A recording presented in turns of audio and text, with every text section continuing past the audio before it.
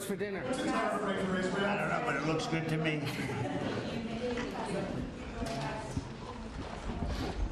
Kosher? We're going to wrap it. Thank you, Carolyn.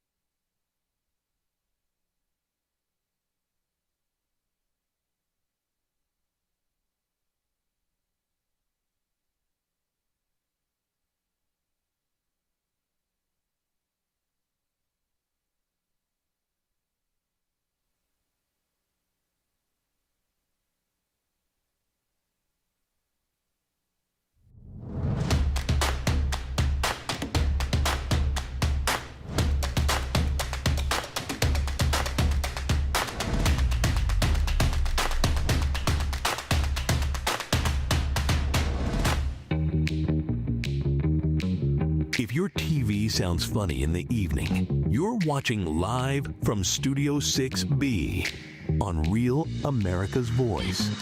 And it is live from Studio 6B, Real America's Voice, on a Monday, July 7th, 8 p.m. on the East Coast. Glad you're in, everybody. Slick Rick's here. He's going to do some sports. Rick Delgado's going to do the news. Plus, I believe, What Even Is That tonight on a Monday night special. What Even Is That coming up at 9 o'clock, so stay tuned for that. Paul Nolan's here. He's going to do some news as well. Boys, we'll get to all of you in a second here.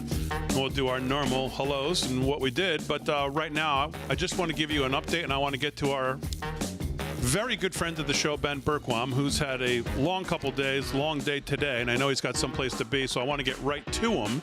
And I want to thank Ben for giving us a few moments on what's been just a crazy, obviously, couple days. But just before I bring Ben on, the latest on what's going on in Texas. Texas floods right now leave more than 100 dead as rescuers search for survivors. More than 24 of the fatalities are children. This is the latest update I'm reading from the Wall Street Journal. Flash floods in Texas have caused over 100 deaths now. More heavy rains are expected. Camp Mystic mourns the loss of 27 girls and counselors. The camp longtime director, Dick Eastland, is also feared dead. Search and rescue efforts continue as families organize their own search teams, hoping to find missing loved ones. Obviously, this all happened over the 4th of July weekend. We were off since Wednesday, so obviously all of this has happened. I mean, getting back into the news today, felt like I needed 4 more days off after going through all of this tonight. Just what a crazy day, what a crazy weekend it's been. Let's bring our own Ben Berquam in. He has been obviously in Texas. Ben, thanks for a few moments. How are you? I am better than a lot of people that are living down here. You know, I have to report on it, which gets hard, but I don't have to live it, which is much harder. So it's been pretty, you know, it's a horrific thing. It's the worst part of life.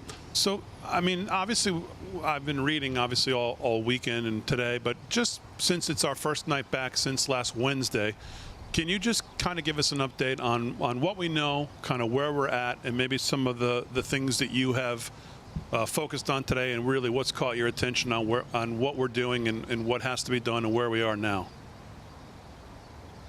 Yeah, well, it's. I was actually on the way home. I flew back from Iowa to Houston, and I was driving back home to Arkansas, almost to Texarkana, when I got the message of what was happening on the 4th of July. And so I ended up redirecting, came down here, and so I didn't get to spend the 4th of July with my daughters, but I just keep thinking how glad I am that I get to go home to my daughters.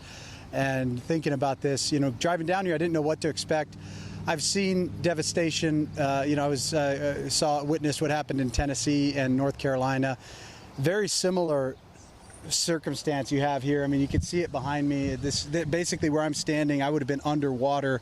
This entire river became a raging, it's basically a flowing lake, a massive amount of water, over 25 feet, some places 34 feet, depending on the way the channel was. It's just, it's an incredible amount of power. So that came through on the worst possible day at the worst possible time at 3 a.m. in the morning, between 1 and 3 a.m. The amount of rain that, if you haven't been through 10 inches of rain in a night, in a few hours, some areas got over 15 inches of rain. If you haven't been through that level of downpour, you can't understand it. And that happened at 3 o'clock in the morning on one of the busiest weekends that they have out here, leaving a lot of people stranded, and with the decision of trying to decide to leave or shelter in place. A lot of them decided to shelter in place, and unfortunately, those are the ones that we're finding now. Some of those survived, as you mentioned, we're over 100 dead. I keep asking, what's the total universe of missing? I can't get a straight answer on that. All I was told this morning in the press conference, when I followed up with, are we talking dozens or hundreds? The city manager said a lot. And so that would lead you to believe more than dozens. And what that number is, I don't know. But at this point, 72 hours later, or more than 72 hours later, it's a recovery effort. There's a potential that there are miracles out there of people that are still alive. But typically, after 72 hours, it's pretty well understood that you're more than likely not alive. And so now it's a recovery. And really the prayer at this point, we continue to pray for the families. I thank God that, most of these camps were Christian camps, and they know where their children are now if they have died. But as a father of 3 young daughters, I can't imagine the grief that so many of these families are experiencing right now. And what we really pray is that they're all found. Even that would be a miracle at this point. They're still missing 10 from the Mystic Christian camp, including 1 camp counselor, but that's our prayer, is that they'll all be found, whether they're, alive or dead. At least they'll be reunited with their families, and they can have some sort of closure. Yeah. What can you tell us? Obviously we know the left never misses a chance to make anything political, and they have with this as well, but even, we could talk about that later, but what can you clear up? What do you know as far as who knew what when? Obviously, there were warnings that went off. Potential flash flood warning, I know, went off for parts of central Texas on Thursday afternoon by the National Weather Service. What else can you clear up to kind of cut through all the absolute insanity that some people have used this to, about who knew what when? Yeah, there's a lot of unknowns with that. We were told in the press conferences that warnings went out at 1 a.m. and at 3 a.m. the morning of the floods. As you mentioned, there were actually weather service warnings the night before, but it was very broad. And so, that's really the biggest problem with the weather system. By the way, to all these idiots out there that are trying to say this is President Trump's fault, these are the same people that want us to believe in climate change, but you can't predict the weather. That's the reality of where we're at. It's very hard to predict the weather, in particular in areas like this. We had a couple combinations of things going on. We had basically a typhoon or a hurricane down in the Pacific that was coming up, and all that moisture was coming up through Mexico. And then you also had all these forces, the cold weather from the north and the tropical weather coming in from the Gulf. All these things happening at the same time that left this incredible amount of water. And again, if you haven't been there, the estimates were between 4 and 7 inches in most places. Some places were lower, some places were a little bit higher, but nobody predicted 15 inches of rain over the course of a couple hours. And nobody knew that it would fall, that it would sit here and park right over the north and the south fork of the river, of the Guadalupe River. It was a perfect storm, if you will, a terrible storm that happened at the exact wrong place at the exact wrong time, to where, what do you do at that point? If you're the city manager, and the city manager was actually said he was out for a run at 3 a.m. in the morning, which is kind of crazy because the weather was crazy at that point, but he was out for a run, didn't really realize what was happening, didn't know that it was that bad. This guy was a former Army Ranger, so it's not surprising he was out. But at 5 a.m. his phone started blowing up, and at that point, then you have to decide, are you going to call these? And by the way, we have heard from several of the camps. They were watching the weather. The managers and the owners of the camps were watching the weather. The camp counselors were watching the weather. Some of them moved to higher ground. Some of them made that choice. Some of them didn't, unfortunately. And then it was the first responders' decisions on who do you call, how do you call them, do you tell them to leave? Do what do you do at that point in a place where if you leave, you may be in more danger than if you stay? And so it was all of these terrible decisions that had to be made in a situation.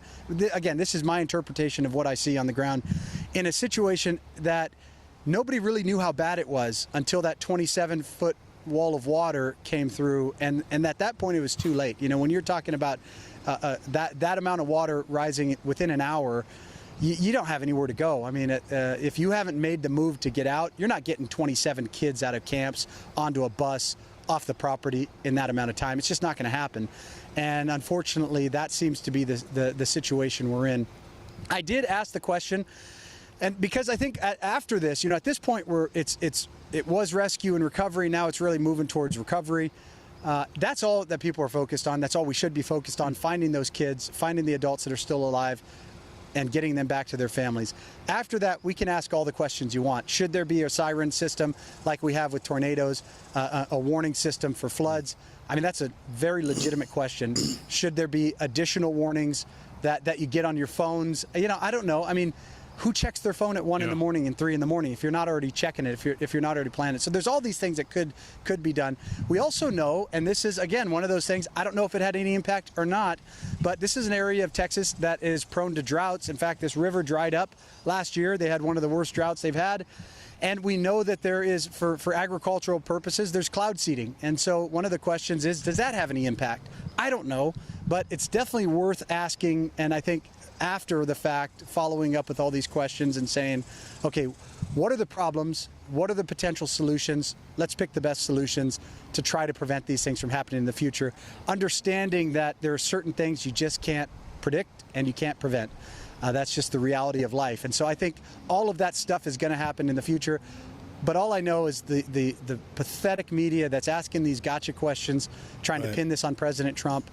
They're just the most disingenuous pieces of garbage on the planet, and I think most of the American people see through it. Yeah. Couple quick ones from the guys here. Delgado, go ahead. Hey Ben, quick question. I know there was a history of this happening in 1987. The same camp got hit. Do you know if they did anything? Did you hear of anything that was done to kind of mitigate this happening in the future, and what those measures could have been? No, I didn't. And you're right. 87, not to this extent, not the catastrophe that we saw this time. The camp wasn't washed away. And so as far as I know, no. This was they're calling it a once in a century flood. I just don't think anyone anticipated having this happen. And unfortunately, you're right, though. I mean, this is one of those things. We know it can flood. In fact, you can't see it from here, but just about 200 yards to my right is a house that's actually built on stilts that actually goes up to that 100-year level it's built up to withstand that, and actually stood. It's right on the river's edge, and it withstood the floodwaters. And so, people that could, with an abundance of caution, could build a house like that. Most people just assume they'll have time to get out, and unfortunately, in this case, they weren't. And we had the same thing. One of the largest losses of life were in these RV parks and in these, these mobile home parks, where they came in for the weekend, didn't anticipate anything different. We're going to have a great time. and went to sleep and woke up down a raging river. So, but to answer your question, Rick, I don't know if any additional measures were made. I do know that the bunks were still very close to the water when that water rose, and some of them were up the hill, and they actually started to evacuate. They started to move the girls up the hill. Unfortunately, the 7 and 8 year olds were still stuck down in those lower camps, and they never got out. Ben, we got to hit the break. Can you stay with us through the 3-minute break? We got a couple other questions we'll do on social media with you. Yeah. All right, let's take the break. Yeah, absolutely. Ben Bergquam's going to stay with us. If you're on socials at LFS6B, Paul Nolan's going to have a question. We'll see if there's any other questions for Ben. Live from Studio 6B. We'll be back, though, on the network here in just a little bit. We'll do sports news, other news going on, all on a Monday. Glad you're in live from Studio 6B. We're back right after this.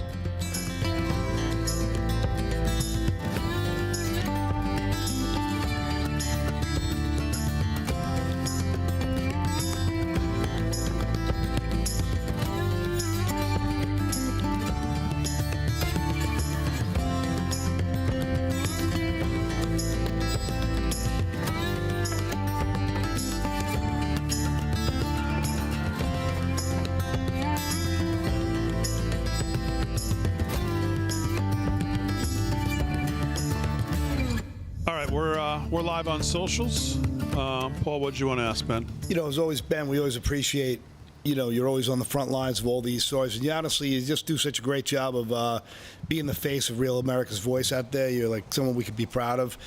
So you covered on a lot of the things that, I was curious about. One, the droughts and that dry clay and how it's so easy for that water to run off and create that perfect storm. Plus, you talked about the front coming up from the south and that cool pressure coming from the north, and how everything couldn't have been worse. But you mentioned cloud seeding, something I've paid a great deal of attention to for a very long time. And, to me, we don't have to get into that, the minutia of that, because some people still deny that it even exists and chemtrails exist, and which I find ultimately bizarre. But,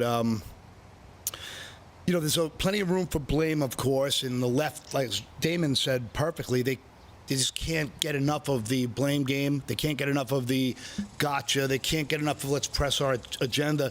Let's set all that aside. And I'm really curious. Is for me, what I saw so far, and this is a small amount of news I got from this, was that this looks like the ultimate, Texas, camaraderie, where it just looks to me like this community is rallying together from the outside in. It looks like morale is good. It looks like God has got his hand in this, and people are standing together. So can you give us a little bit of that, what you're feeling on the ground and how we're going to overcome this? And just real quick on on that point, geoengineering is real. Cloud seeding is real. Yeah. There's a company that does most of it. It's called Rainmaker. That's what they do. They go up and put particulate matter up into the air to try to get the accumulation of water molecules to get dense enough to fall as rain. That's how it works, and that's what they do. And they do it in dry regions. The question is, when you do it in a dry region and then all of a sudden you get a massive storm, does that have an impact? And I don't have an answer for you on that, but we definitely need to look into it. Man, the way the community has come together on this it's Texas, it's America. And, I made the comment on Saturday that unfortunately, in a dark sort of way, this is almost, this is really what 4th of July is all about. It's about Americans coming together, and you're seeing that everywhere. I wish we could stay together like this beyond times like this. But yes, I know we got to get back to the show, but that's, yes, the community is coming Ben, together. do you want to do like a minute on? Way. Do you want to do a minute back on network just about the community? Yeah. Let's probably important. Yeah, absolutely. Cool. Thanks, I know you got to go. I'll let you go right after that.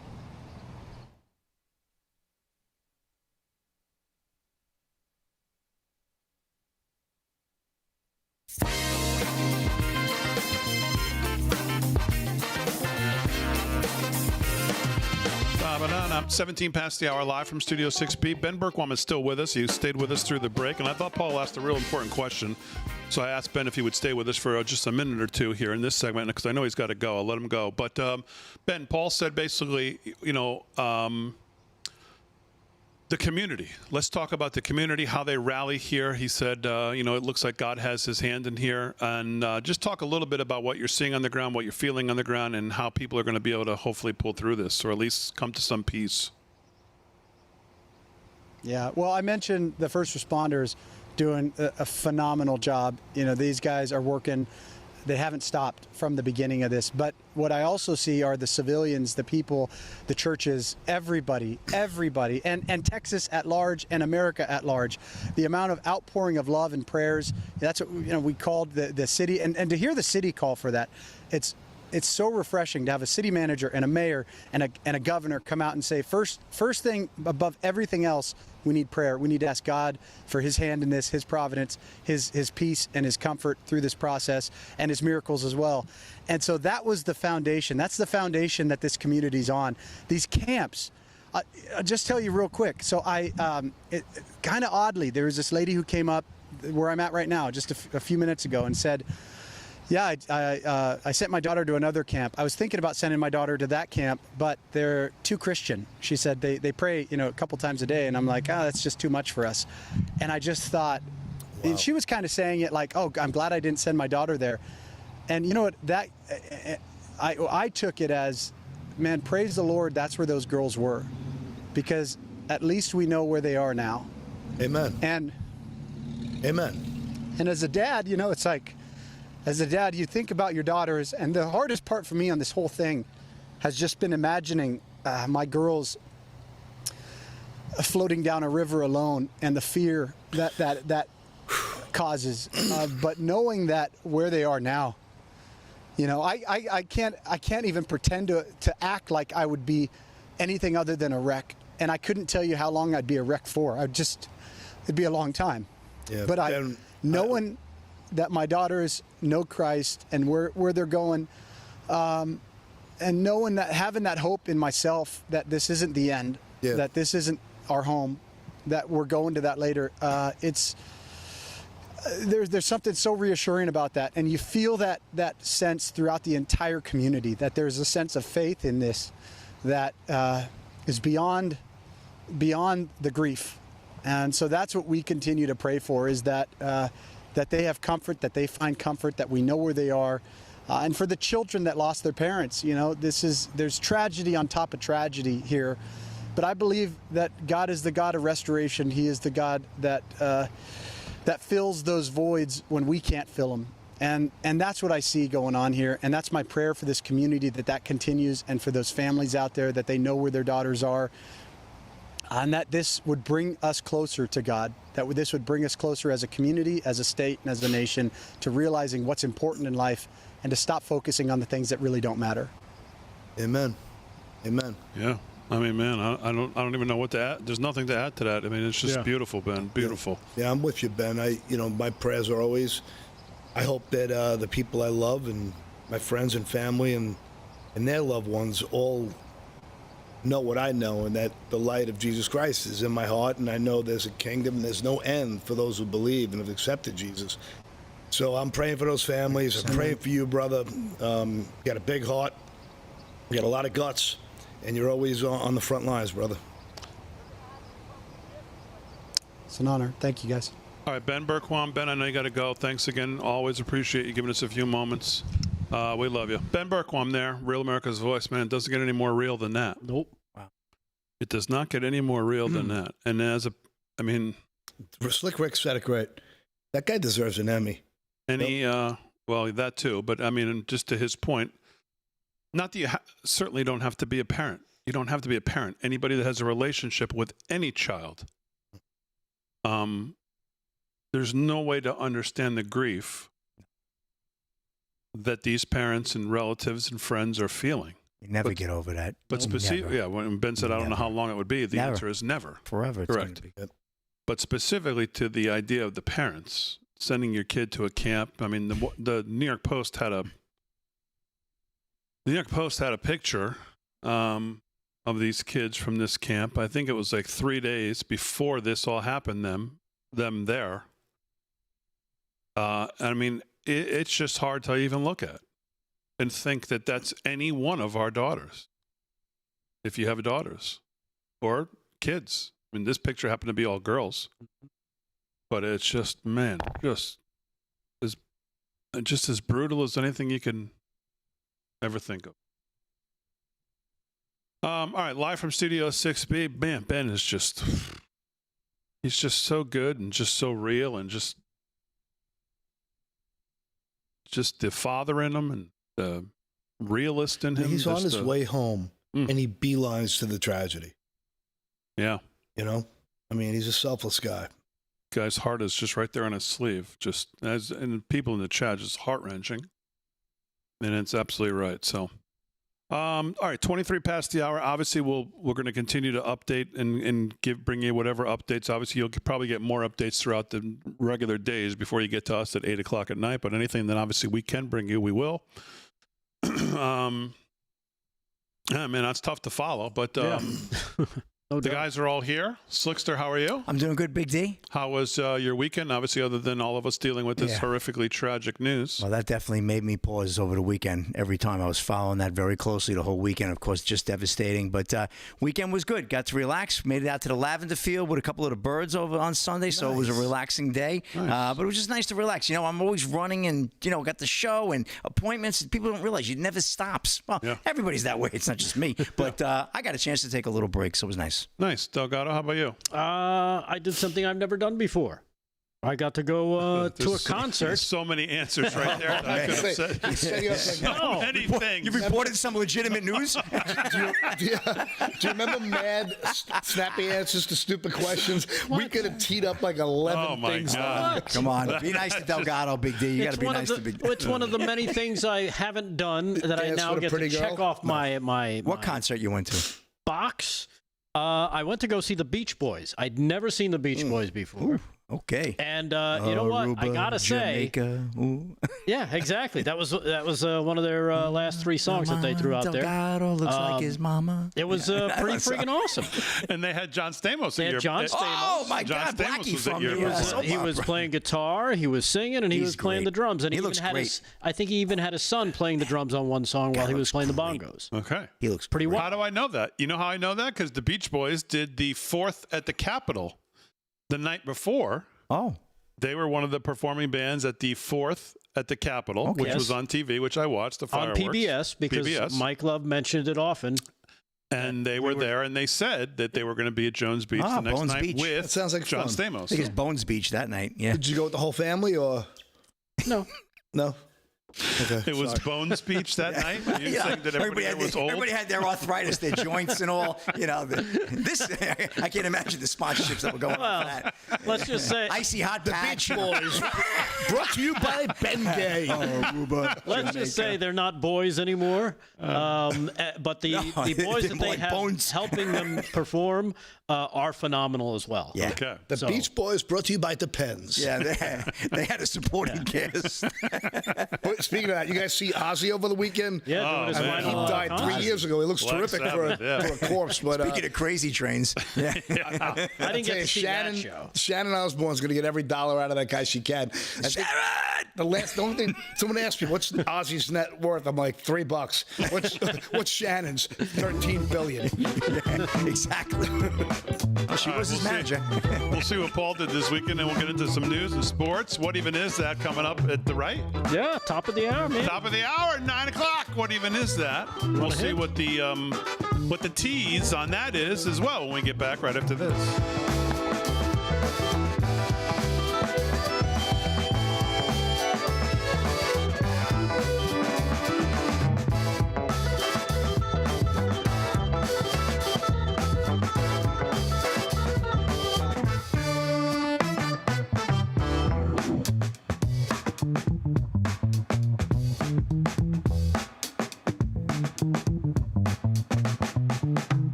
such a good sport. I've done Rick. something I've never done before. My That is brain so went. funny.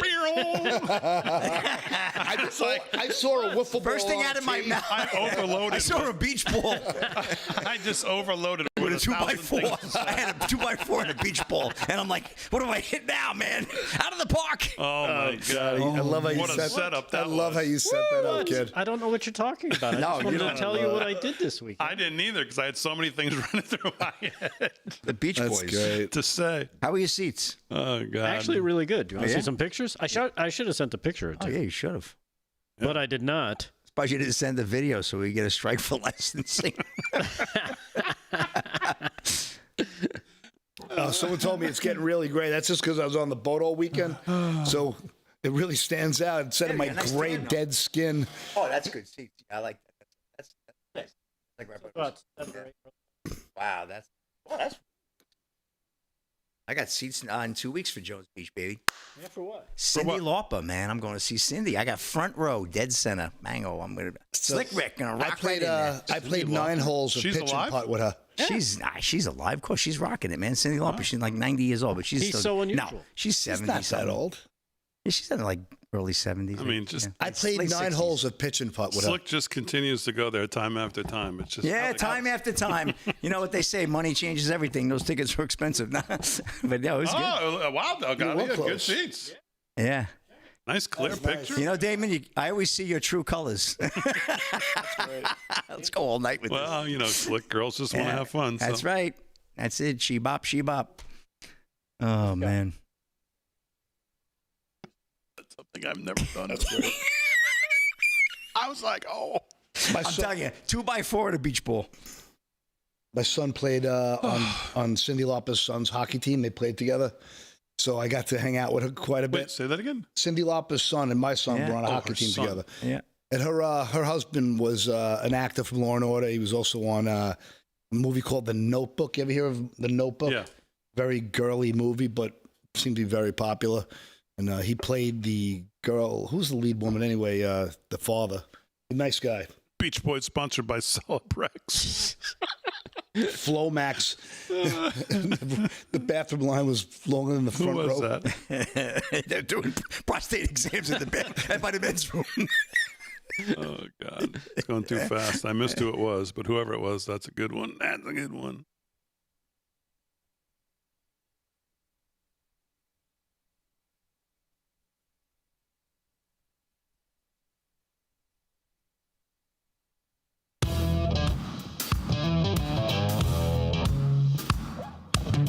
Thank you. And that's why I love you. 30 minutes past the hour, live from Studio 6B. On a Monday night. Glad you're in. Slick's going to do some sports here in a second. Delgado's got news. Plus, what even is that at 9 o'clock? What is the tease for your what even? I have not seen a script, a picture, anything. Aaron took care of it. Oh, boy. She says you're lucky in my headset. That's not a good thing. What is the tease for your what even is that? Edumacation. How about that? That's my tease. The math ain't mathin'. Okay. Edumacation. Edumacation. Speaking of which, how do you come out of the break singing True Colors by Cindy Lauper, and the people that aren't watching online have no clue why you're doing it? What do you mean? They weren't watched the show in the last segment? He didn't say that during the show. Oh, maybe Said not. that in All the right. break. Maybe not. Good point. Paul Nolan never So asked you, unusual. how was your weekend? It was a great time. I like that shirt. Thank you. Yeah, I me figured too. I'd stay Look in good in the- that I like color. a suit like figured that. I'd- Tan. You don't have a suit in this color? I have a suit pretty close to that, but I'd like a suit You're just a like handsome fella, looking Yes. good with your tan and your your Jimmy Buffett shirt. I like And it. my white beard. You're the show's Yeah, no, heartthrob, you're a Paul. You good-looking know that? guy. You've become the show's heartthrob. Everybody's got a crush on Paul. Everybody Yeah. 80 and Yeah. over. Really? Oh, stop it. That's great. Terrible.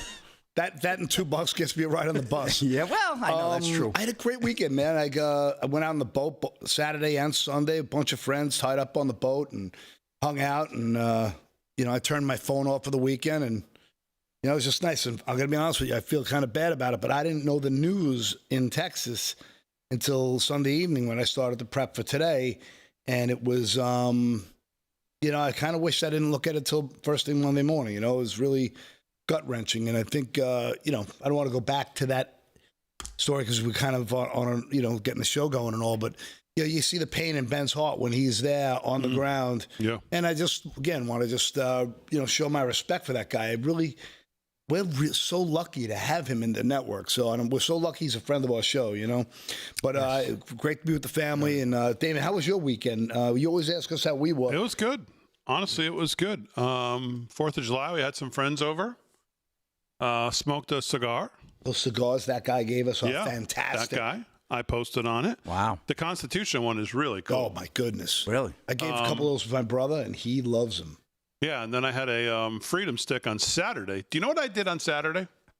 No. Can't imagine. Literally nothing.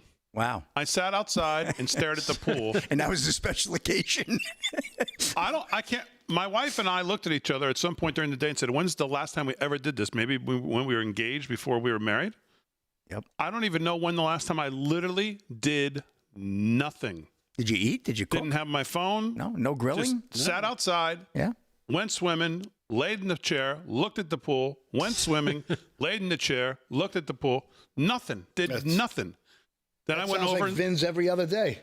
Huh? That sounds like Vin Buddha's, Vinnie Mac's every day. Well, Vin, he does nothing every day. So He's done it all already. yeah, exactly. That would be his excuse. Good one, Slick.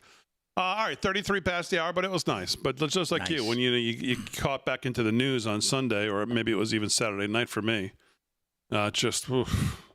between that and then everything else going on, you two must, man. No, don't even talk to me about this. You two you just must have. Don't even talk to me. I was surprised to actually see you show up tonight, Doug. I would have thought you would have been in mourning somewhere.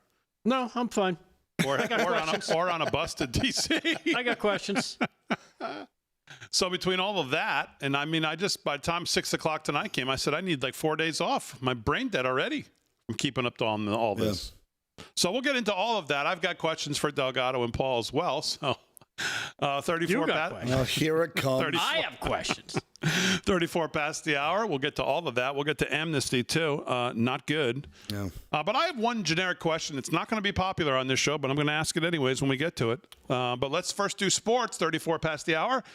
Sports is brought to you by Mike Lindell. Slick's got it. Slickster, what's going on? All right, big deal. Let's get a Wimbledon recap. Wimbledon heating up now. Everybody's trying to make it into the semifinals. Women's singles round 4 earlier today. Iga Swiatek, world number 8, toppled Clara Toron 6-4, 6-1. Number 18, Ekaterina Alexandrova moves over as Belinda Bencic moves on with a 7-6, 6-4 win. Novak Djokovic did it the hard way. He had to work hard to overpower Alex de Minaur. 1-6 in the first one. He lost that set 1-6.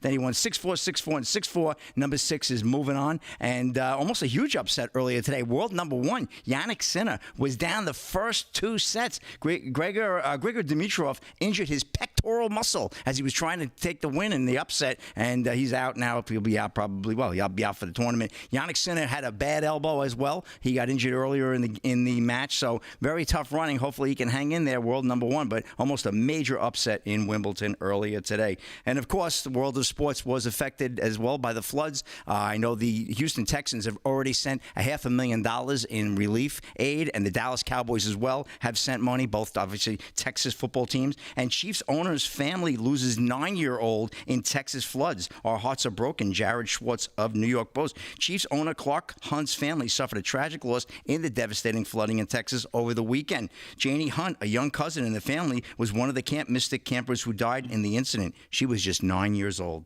Ugh. Just a terrible, terrible story. Our hearts are broken by the devastation from the floods in Wimberley and the tragic loss of so many lives, including a precious little Hunt cousin, along with several friends, little girls. Tavia Hunt, Clark's wife, wrote on Instagram, "How do we trust a God who is supposed to be good, all-knowing, and all-powerful, but who allows such terrible things to happen even to children?" That is a sacred and tender question, and one the Bible doesn't shy away from. Scripture is filled with the cries of those whose hearts have been shattered, who will wrestle to trust the same God they believe allowed the pain. Janie was the great-granddaughter of the late billionaire William Herbert Hunt, who was the brother of the late Chiefs owner, the great Lamar Hunt. So, wow. billionaire's great-granddaughter passes away. So just a terrible, devastating flood, and just wanted to report on that big day. And I'm going to land it there with sports. We got the rodeo. Obviously, the Calgary Stampede is on the way. We got a couple other great stories, including Jason Kelsing getting blasted by unhinged leftists for showing his pride in a post about 4th of July. He got absolutely crushed by the left, which is no surprise.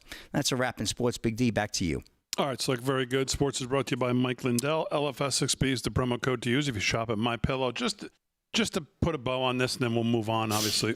But Paul mentioned it, and I mentioned it to Ben, too, about the leftists' reaction to a lot of this. And I just want to bring some attention to a couple just absolutely insane things that were out there. The New York Post had an article about it today. And they says, decent Americans are grieving the loss of so many lives, so many of them young lives, of course, from Friday's Texas flooding, but unhinged leftists insist on politicizing this horror, working out their resentment, or trying to blame Donald Trump. So just in case you haven't heard about a couple of these subhumans, you have this sick, racist former Houston mayoral appointee. Her name is Sadie Perkins. She called Camp Mystic a one hard-hit site of white-only girls Christian camp. That's a quote. I mean, what a thing to focus on. No one would care if the kids were minorities, Perkins suggested as she blamed Texas Governor Greg Abbott and your friendly MAGA Trump for the natural disaster. Pediatrician Christina B. Probst similarly spewed hate, saying the victims got, quote, what they voted for, in wishing safety for only non-MAGA voters and pets. I mean, how do you share a country with people like this? This is the left. This is how disgusting, just brain rotted they are on the inside. These are not nice people. You don't want to be associated with these kinds of people. And if you're related to them, I feel bad for you. Such deranged venom is the upshot of years of race-based grievance mongering from the left, along with radical dehumanizing of Americans who happen to think differently. And I think the second part is maybe even worse than the first part. The dehumanizing, we talked about this when it comes to President Trump as well. The dehumanizing of the individual from the left, that they have no meaning, that they have no worth, is really almost prevalent now from the left in many cases. They did it with President Trump right up until he took a bullet through the ear. And then all of a sudden it lightened up for a small bit of time. Yeah, for a small bit. Because it was back within 2 weeks. But what led to that, of course, was all of the dehumanizing that he had no value. Listen, we're going to get back. We're going to end this here tonight. But did you see this story? Because I was going to bring it up later, but I don't want to bring this back up. It's Houston pediatrician fired after controversial post about the Kerr County flood victims. I'll just keep this short, but this is a pediatrician we're talking about here. She wrote, may all visitors, children, and non-MAGA voters and pets be safe and dry. Kerr County MAGA voted to gut FEMA. They deny climate change. May they get what they voted for. Bless their hearts. Yeah, this is the same girl, Christina Probst. That's the same one. Yes. Did you read that exact quote? Yes, they got what they voted for. Yeah. Wow. She has since been fired. Disgusting. And I hope she never gets to work again. I was looking for this the whole time. Ever. I apologize. No, that's fine. No, that's fine. This person is supposed to be a doctor to help people. But I guess we can see that she has her preconceived opinions of people. Yeah. So if you walk in and maybe you've got, someone that, or she believes you to be a MAGA voter, she'll probably give you something that you shouldn't have to get better, as opposed to, being a doctor first. Yeah. And only and treating a patient. I'm sorry. True definition of a witch doctor. And then you have people like Schumer and this clown Julian Castro. Did you see them running to the media? Yeah. In the find any way to blame Trump game that they play? All the time. Saying the National Weather Service cuts. Right. Meanwhile, there are no National Weather Service. You know when those start? October 1st. Right. These two clowns. And there are plenty of pre-warnings, and I believe also one of the National Weather Service's offices was overstaffed at the time. So they're talking about staffing cuts. They should stop lying. You know what it is, though? There is actually a provision that these guys are allowed to lie to us all the time, and we can't do a damn thing about it. The National Weather Service sounded major warnings from Thursday afternoon on with an urgent catastrophic labeled warning at 1:14 a.m. on Friday, hours before the flooding began. And you've got these two, I can't use the words I want to use, so I got to be careful here. People like Julian Castro and Schmuck Schumer out there trying to blame Trump for cuts that haven't even taken effect. Sick. And even if they had, trying to connect cuts to personnel is idiotic. Right. It's Totally idiotic. Somehow President Trump now is control of the weather. He's got a weather machine. Yeah. And, underdog is trying to stop him. I got the full Homeland Simon Security Boss sinister. timeline printed out. I don't want to keep belaboring this because it's just horrifyingly disgusting, these liberal lunatics. Total. It's disgusting. All right, for 20 minutes till the hour, live from Studio 6B on a Monday, July 7th, brand new week. Glad you're in. We're back right after this.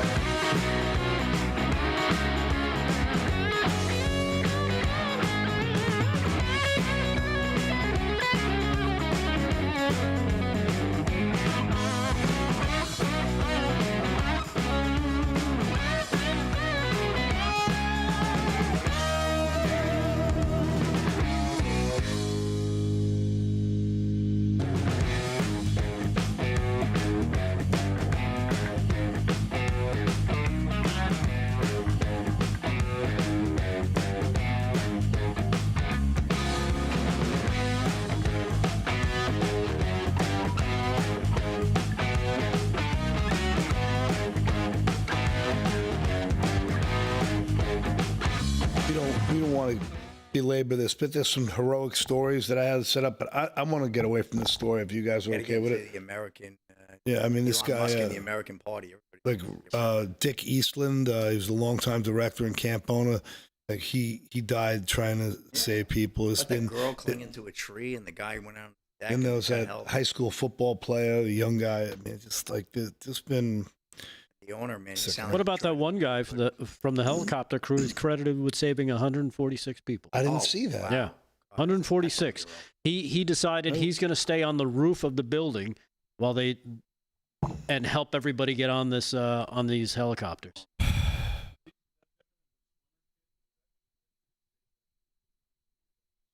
No, that's different. Yeah. Probably Do we have a guest? I was thinking about doing this Babylon Bee story. 8:30.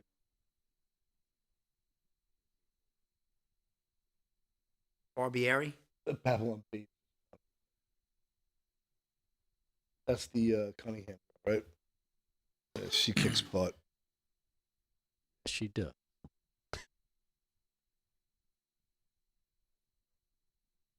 I thought she was a good defender.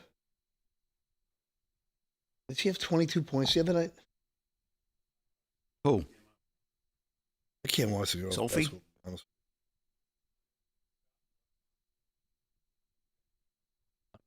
Was he part of a helicopter crew?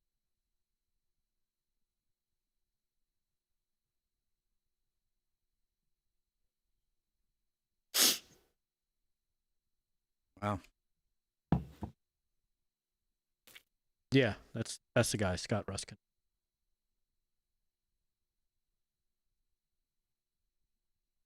You made it sound like he was swimming, so that's why I didn't equate it. Right. Well, he wasn't a helicopter pilot. He was part of the crew, and he was staying on the building that was flooded, getting all these people up onto the helicopter. Like he decided to stay. So We have audio here. Just check this. No.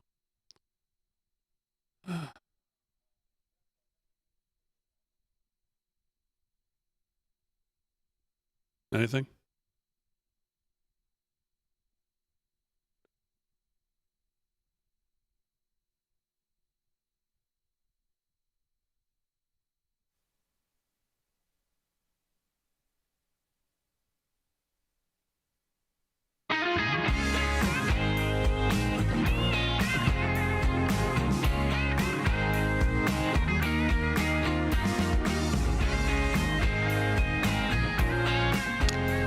13 to the hour, live from Studio 6B. Let's do some headlines.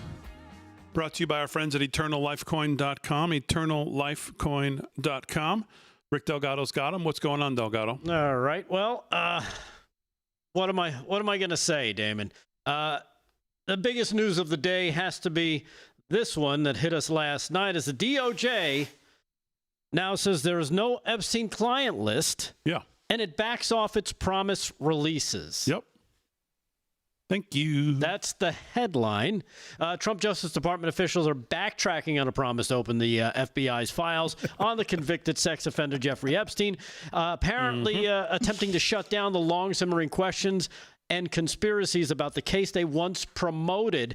Here they sent out Caroline Levitt because Pam Bondi, I guess, wasn't available to answer questions. She's in my trunk. Cut number 5. Here she is trying to defend the FBI and the DOJ on the Epstein list. Cut 5. DOJ and FBI have now concluded there was no Jeffrey Epstein client list.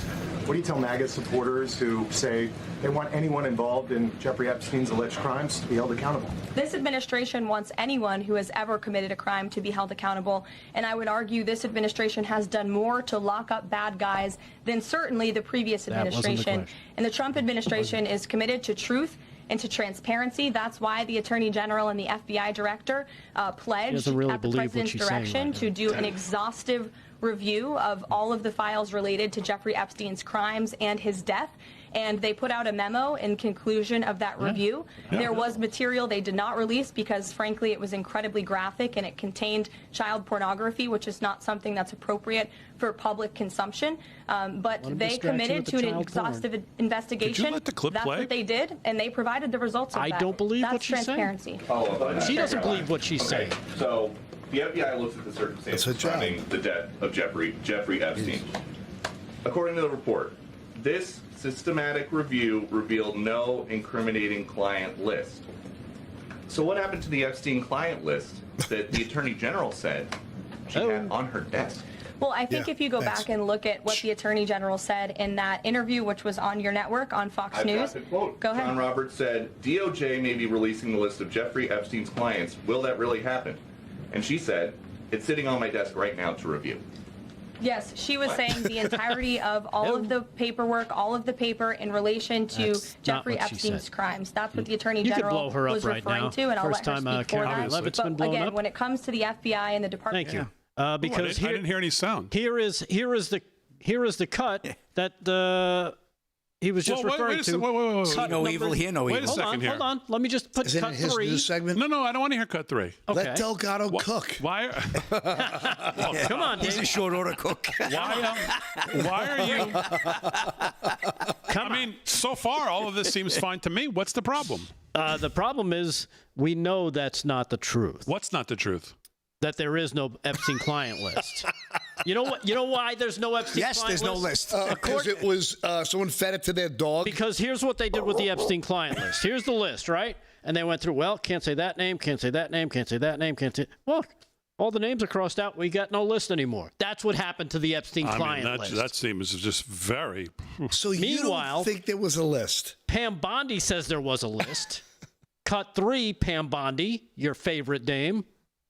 DOJ may be releasing the list of Jeffrey Epstein's clients? Will that really happen? It's sitting on my desk right now to review.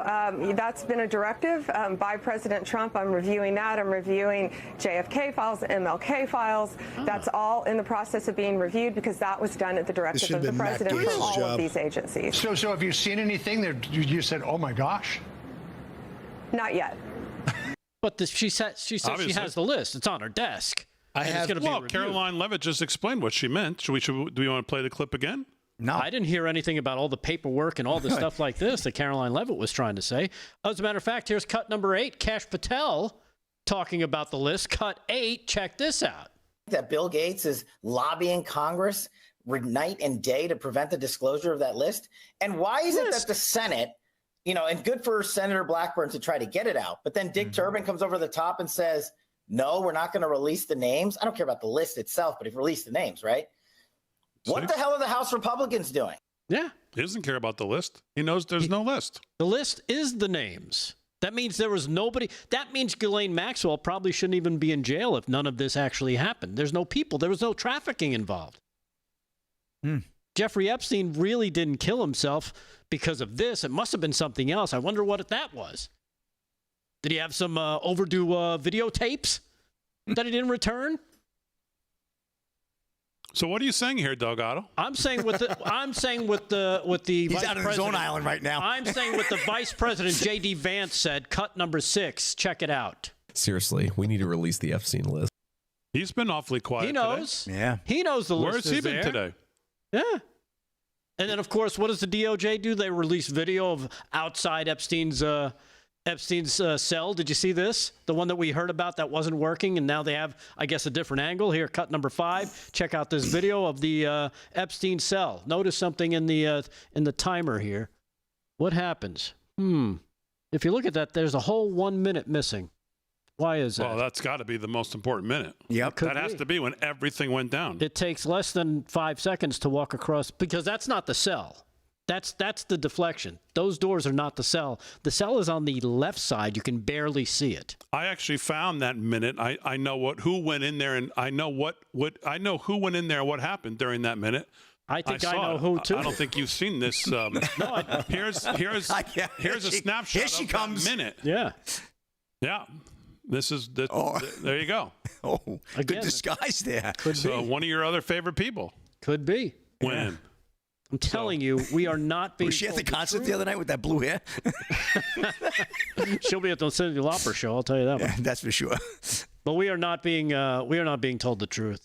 So who's it's lying? sad. Who's lying? DOJ is lying. So I'll Pam say it. Bondi's lying. Yes. Pam Bondi is definitely lying. Kash Patel's lying. Remember, she handed out binders. Kind of setting up. Bindergate. I remember that. Bindergate. Oh, yeah. So you got some deep We had state people from this network who got a binder. Yeah. Yeah. And it all coincides. Virginia Guffrey is now dead, so she can't say anything.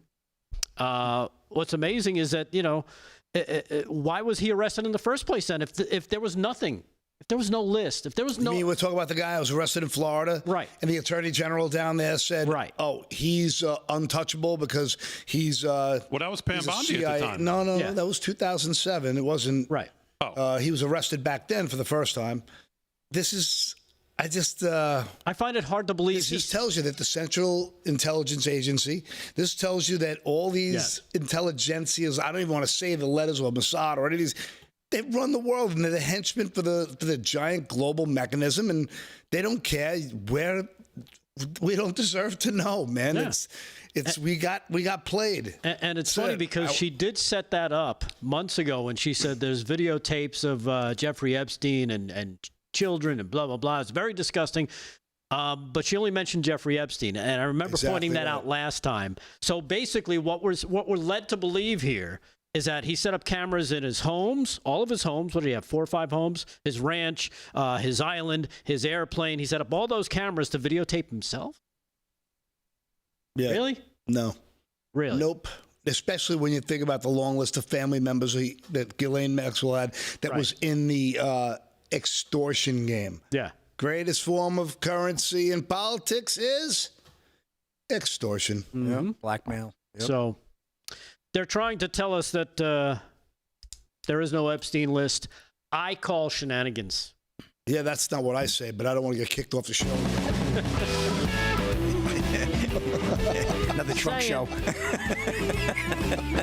Paul's doing trunk shows now. 4 minutes to the hour, live from Studio 6B. Hour 2 coming up. What even is that? Could have been this segment. What even is that? No. Coming up when we get back right after this. That was a good one, Slick.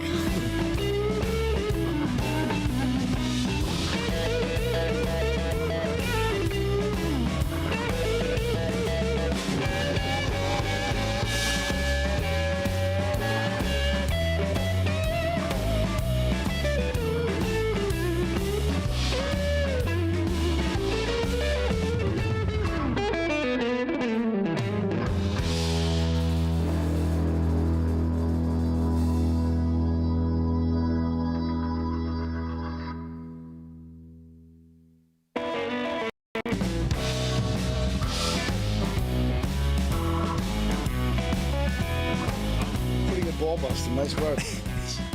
People are like, damn, it is so stupid. It believes everything he reads in the news. Yeah. Imagine these people watching a sitcom. That reminds me, we were watching Sanford and Son. Lamont! Today. You big dummy. We were, You big dummy. my brother John's, as funny as it gets. We're watching Modern Family, and my sister-in-law's like, is this supposed to be funny? He's like, she can't tell because there's no laugh track. We can use one of those on our live shows. Hey, we got a $5 rant in the Rumble chat from the real MAGA Mama. Writes here, I live in hill country. This has been the worst. We lost so many. And before the storm stopped, people were organized. Thank you, Ben, for coming here and reporting on our heart, not our drama. So, the real MAGA Mama with a $5 rant in the Rumble chat. Thank you, MAGA Mama. Yeah, thank you. And, man, prayers with you and everybody out there. She's in it. Super chats are quiet tonight in the YouTube, but we got a lot of folks in there. 1,500 tonight, Big D. It's a nice number. Susie Q in North Carolina saw the Beach Boys as well. Oh, Thought really? They were awesome. Did she see him at Bones Beach? No, she saw him somewhere else. She's in Okay. North Carolina. Oh, North Carolina? Yep. Do you have any pull over that Great South Bay Musical Festival over there? Oh, Ambrosia's playing, I saw. There's a I'm lot of lost it? in love, baby. I do know some people over Me there. too. I definitely know some people over there. I want to see Mo. Who? Mo. Jam band. Oh, really? Never heard of him. Jethro TXK in the Rumble chat says, great show going tonight. Really? Yeah, and I know some people too. Yeah, so get us some between that- tickets, yo. But Aaron, I have the ultimate hookup. Oh, nice. We do? Give her the night that you're that's coming up in like next week. Paul, when is that? It's like in 2 weeks, right? Not us. We don't sponsor anything. Why is it I don't hear any of this talk? Yeah. What hookup do you have? God. Oh, okay. Unless you're getting him Dilbert tickets, he don't want to know you. Hard to read, Big D, sometimes. Can't tell if he thinks is he being serious right now? Astro Tech 2. That's great. You do play In the this Rumble great, chat. as good as anybody. No, I did not. Just a few words and stuff like that.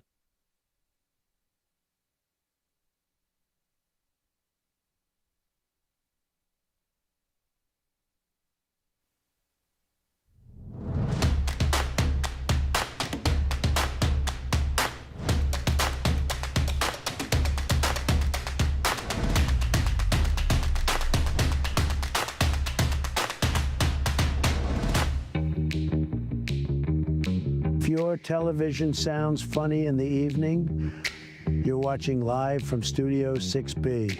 All right, live from Studio 6B, hour 2 on a Monday, July 7th. It's a rough night, man. July 7th, welcome on in. Glad you're here. Slick's going to do some more sports in hour 2. Vic Delgado's going to do some more news. Paulie Nolan's going to do some news as well, if he can get it back together. Yep. Aaron and Fran holding it down as always. Glad you're in on a Monday. Lots to do. Things to get to in hour 2. Maybe we'll get back to the Epstein thing here. Yeah, great. Sounds to me Why, you like have unanswered questions? I don't have any unanswered questions, but you two seem I don't know, what's the word, I guess? Maybe a little bitter, Yeah. a little lost, a little down, a little I wouldn't confused. say bitter. I wouldn't say to down. see everything crumble right in front of your eyes. I'd say pissed off. I mean, I don't know. What? I'd say pissed off. Okay, that's maybe a better word. Maybe Strong pissed words. off is the I right don't word. like to be Strong. lied to by the people we trust. Well, lied is a strong word. It is. I feel like we were led on, and they tapped into our hopium, and they used and abused our faith that there might be some pertinent changes. And once again, well, I do have a question. I have a same old. serious question for you on all of this, but we don't have time now because right now it's time for my new favorite segment here on, well, one of my new favorite segments here on the show. Oh, good. My second favorite You segment. sure? And that, of course, is Rick Delgado with What Even Is That? All right, Damon. Well, thank you. So I think you'd all agree that it's been a crazy 2 weeks, right? From the Democrat tough guys like this crying and revealing that they're just really just dainty flowers. I was forced to the ground. What? First on my knees. Yes. This guy. And then flat on my chest. Oh my Just a regular goodness. Friday. Deal up, Yes, man. to the U.S. strikes, taking out the 3 Iranian nuclear facilities in what they like to call Operation Midnight Hammer. This thing Wink, doesn't wink. die, I swear.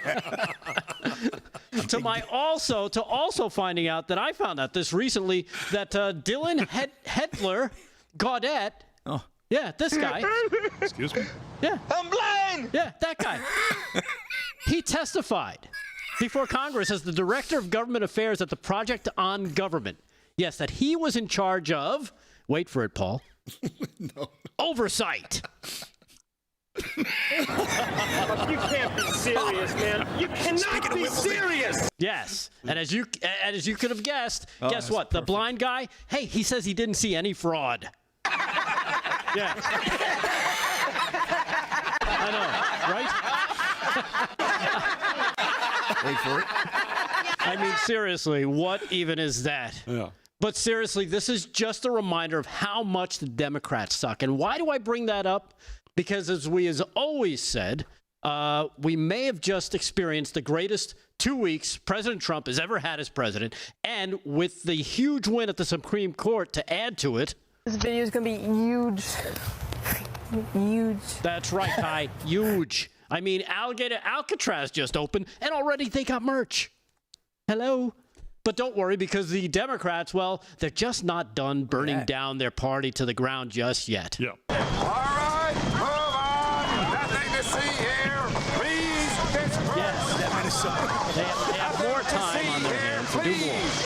Yeah, because after hiring something like this, I spend a lot of time on college campuses, and I spend a lot of time with young men. I love young men. Yeah. I love frat guys. she loves frat guys, and to deduce the young male demo with this, you'll lull them into a coma with. Now the latest shtick coming from the left is to get a load of this headline. Democrats argue they should be trying to win back middle America by using less highly educated catchphrases. That's right, everybody. The Democrats think if you don't already vote and think and talk like them, well, then you must be... they're so stupid! Exactly. But of course they do.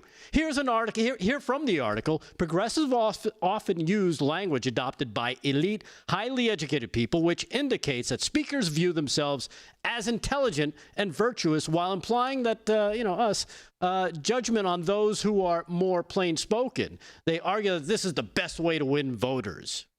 Well, what the hell is supposed to do, you moron? Well, according to the article, this is what you're supposed to do. It's important to acknowledge the human element, Damon. I know, ridiculous, cause nobody knows what that means. The human element as opposed to what? The canine element? I don't get it. They can't even say the words human being or anything normal to help themselves in their own article. Anyhow, as the article states, it is important to acknowledge the human element within the populations, another key word there, to reorganize and recognize how they identify themselves. Oh, my goodness, it just makes you want to puke. Yes, how they identify themselves. Okay. It's just more gobbledygook from the left. But what they mean when they say how they identify themselves is pretty telling, because we don't identify ourselves, right? We, and I mean me and you and everybody out there in TV land, we just are. We don't use this crap language, because then everybody just looks at your idiotic liberal face and has one thought. You are so dumb. You are really dumb. For real. For real. Which is exactly why people like this are in the Democratic Party. How can we make sure that the injustice of there being no helium for comedians to get that high-pitched voice that we all hold near and dear to our hearts? Yes, and now we know why he thinks islands tip over. Ironically, with this article and the left's new game plan, it seems like the Democrats are doing it what they're doing makes you wonder. Yes. Are you high or just incredibly stupid? Yeah. I assure you, I am not high. Exactly. But I bet you they're probably both. Just look at what they've tried to sell us for the last 4 years, as a matter of fact. They did it with the HHS secretary, who I guess could have joined the UPenn swim team. They also hired interns. That made us long for the days of Monica Lewinsky. Hi, my name is Cooper, and this is a day in my life as a White House intern. Yeah. We did a joke. Hey, everyone, vote. Yeah, and the highly educated left also told us every day that this guy was really running the country and making all those important decisions. That. I saw that over the weekend. And now I want to hand it over to the president of Ukraine, who has as much courage as he has determination. Ladies and gentlemen, President Putin. Correct. He said it right. But don't worry, because the wacko Democrats are highly educated in those high seats. I can imagine what can be and be unburdened by what has been. Yeah, You we know? just need some unburdening of all them big words they use, and we'll be just as highly educated as they be. You make me happy. Yeah, as I've always said, it's about the left trying to control everything, control the language, and now the Democrats are coming to the realization that just because they claim to be highly educated, that doesn't exactly make them smart. He ain't lying. Yeah, exactly. Speaking of which, Damon? Yeah, guy's a total douche. Give me a break. Back to you. No, Sue, no. No, stop. What? Why do I have to find my way into the end of these things? Oh, because I throw it back to you. I go, Damon? No. Back to you. I know that, but you. No. See, I see what you did there. Yeah. No. You led into throwing it back to me by Right. saying something about people not being as smart as they think they are, and then you said, "Speaking of that." Right. And then you said, Damon. Then I throw it back to you. I know, but why are you connecting me with that No, idea? I played the little baby you talking. But I thought I'm that okay, was your, Spider. Yeah. I'm all right, Spider. All right. I thought you said something about people not being as smart as they think they are, and then you Right. said, speaking of that. Exactly. Oh, no. And I enjoyed that. Right. That's what I said. You what? I enjoyed that. Mm-hmm. Back to see how I pitched it? Thanks, Rick. That was fun. Thanks. Okay. Glad you had fun. So it wasn't a shot at me. Right. Okay. All right. Very good. Yeah, that guy's a total douche. Give me a break. I'm not going to lie. That baby's adorable, even though it's not real. Thank you again, real Remind me quick, who I was talking about there, because I think I know, but it could have been, well. One of us. Damon, back to you. No, fine. You're welcome. 10 minutes past the hour, live from Studio 6B. What even is that with Rick Delgado? Let's do some sports. Sports is brought to you by Mike Lindell and MyPillow. LFS6B is the promo code to use if you want to shop at MyPillow. Slick's got sports. Slickster, what's going on? All right, big deal. Let's get to some baseball scores. We haven't done any scores yet. Right now, Red Sox over the Rockies 5-3, bottom 6. Top of the 4th, the Reds lead the Marlins 1-0. Brewers blanking the Dodgers 5-zip, bottom 5. Also bottom 5, Royals 7-2 over the Pirates.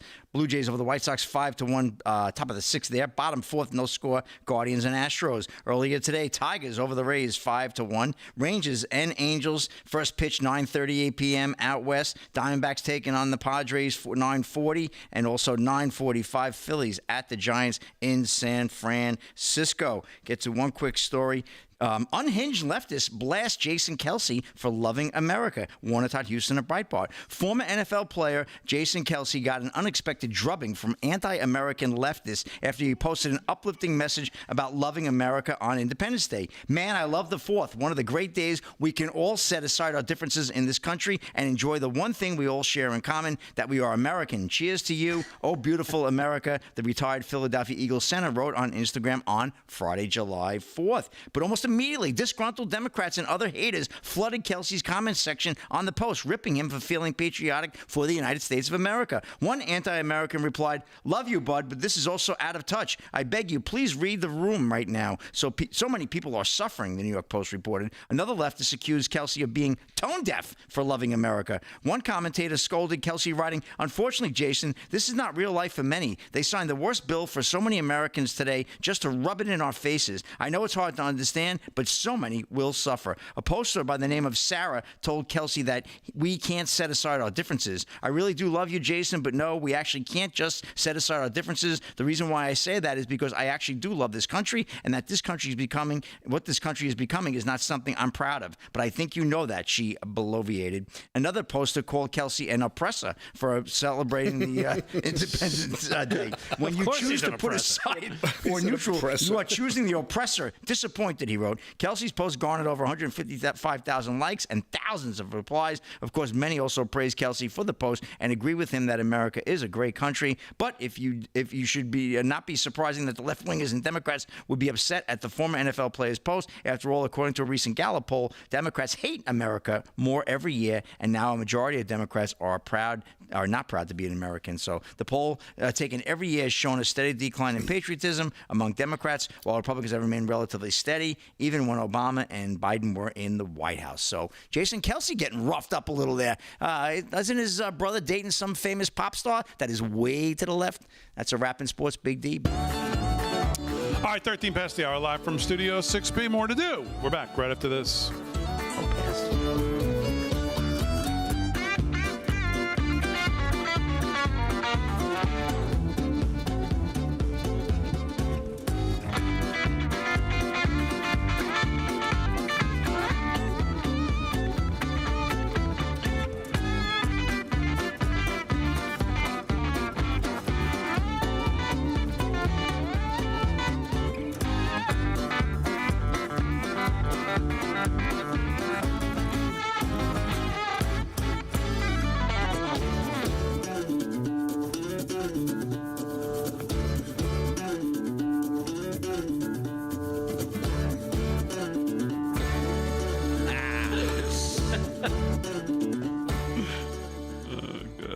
Too funny.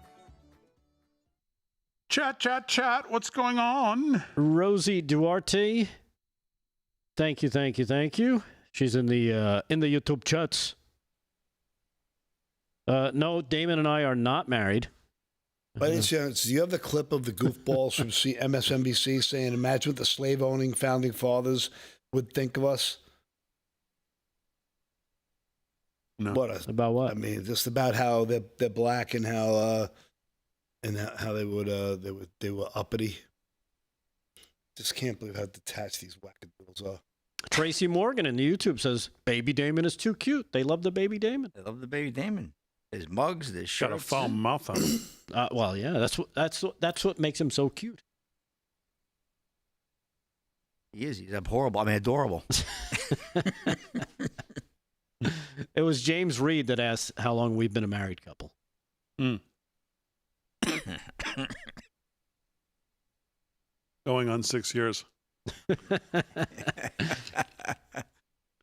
Sergeant Arby says Damon is being MK Ultra'd live on TV.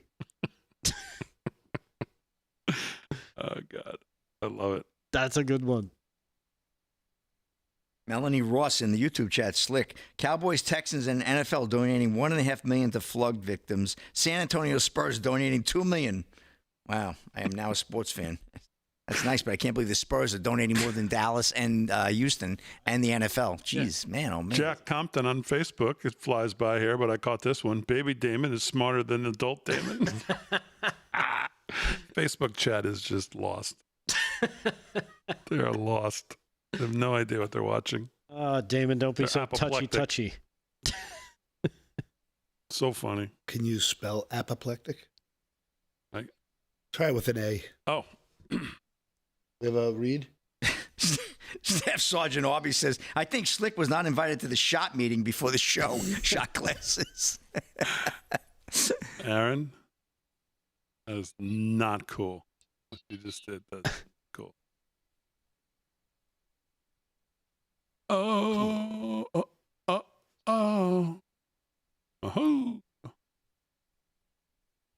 You know what, David Holloway in the Facebook chat?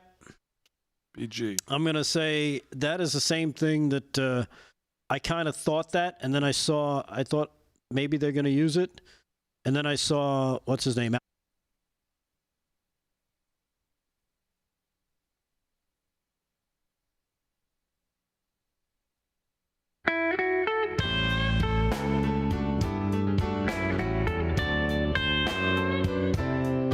right, 17 past the hour. Sound like the blues on a Monday. Talk to you about our friends at Birch Gold. Since Trump was sworn in, his administration has made enormous progress at breakneck pace. But don't forget, while they're moving mountains for the good of the nation, they can't also take your personal savings into account. You have to do that.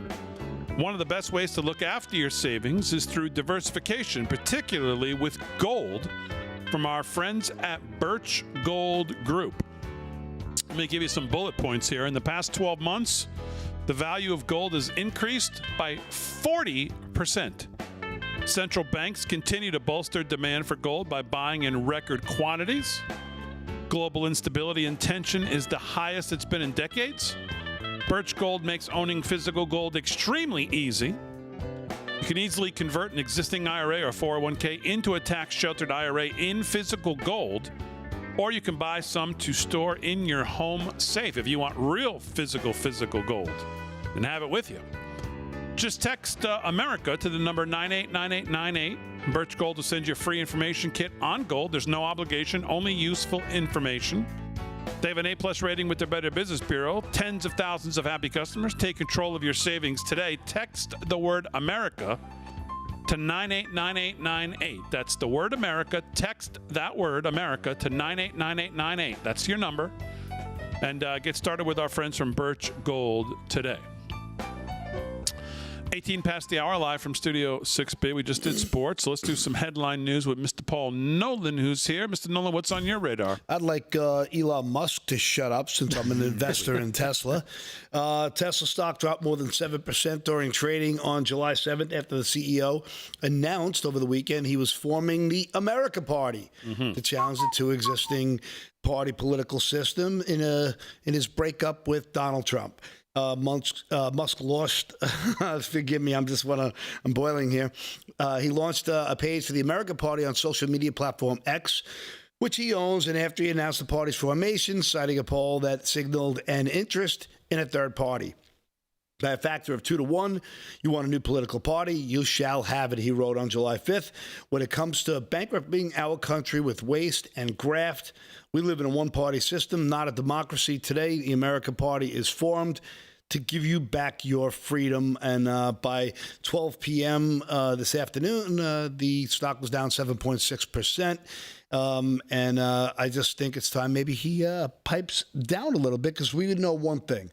We probably do need a third party, but we definitely don't need one that splits the Republican Party in half. No. So if you believe that that's what would happen. You know what, I got to be honest with you. I don't think anyone has the clout.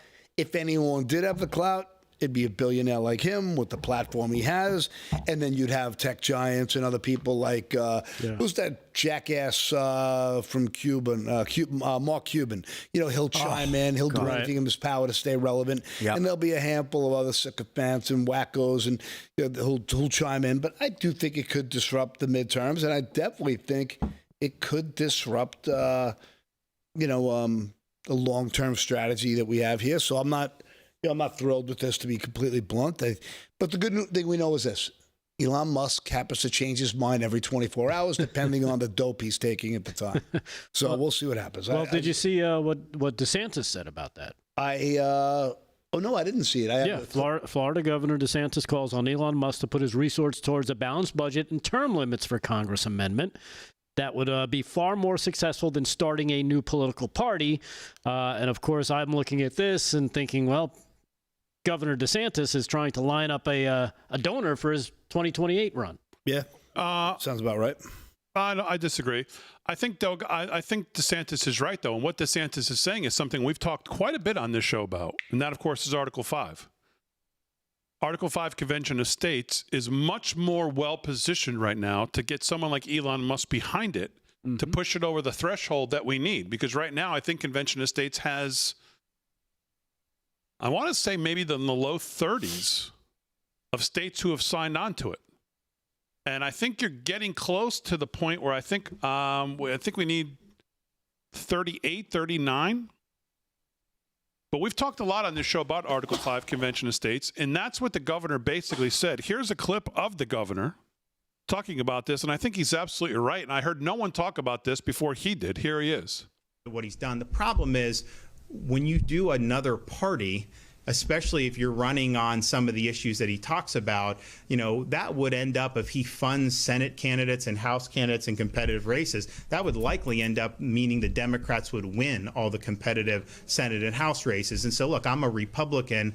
I don't want to see that happen. I think if you want to, get involved and hold accountable, we do have a problem in the Republican Party with these D.C. congressmen. They always run saying there's out of control spending and they're going to spend less, and they never do it. And so there's a gap between the campaign rhetoric and then the performance.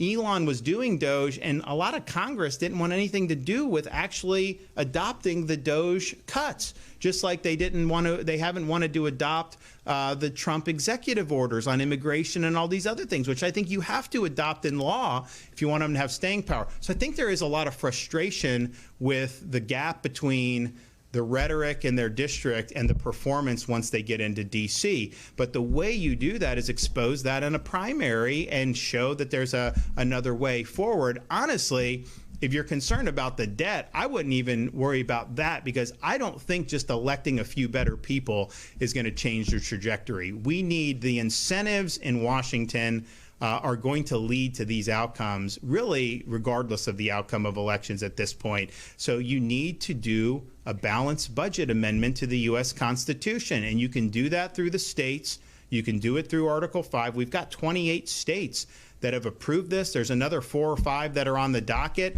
Once you hit 34, then you write an amendment, and then the states are able to ratify that. You need 3/4. If Elon wanted to weigh in on that and work on those state legislatures, he would have a monumental impact on doing this. And we also need term limits for members of Congress. And so you can do both of those things. But I think if you did that, all of a sudden, that moves the needle on both of those issues. Under Article 5 of the Constitution, you are going to see major positive changes, but you have to change the incentives and the structures up there, because we've seen it time and time again. You have the rhetoric, same results. You have the rhetoric, same results when it comes to debt. And so this is one way to do it, and it's within our grasp to do it. Florida's already certified both. Yeah, that's well put. That's the clip of the day, and he's absolutely right. We've talked about convention of states when it was not popular to talk about over the last 10 years, and specifically since this show formed 5 years ago.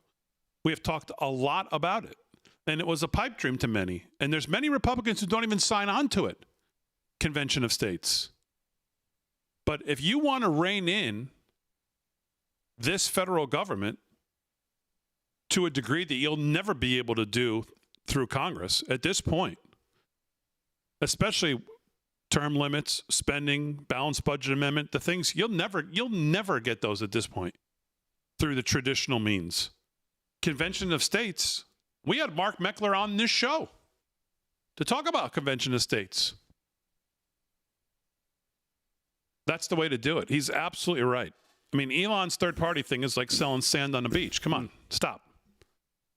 But I think I understand when, he says, well, by a vote of 2-1, you want another party.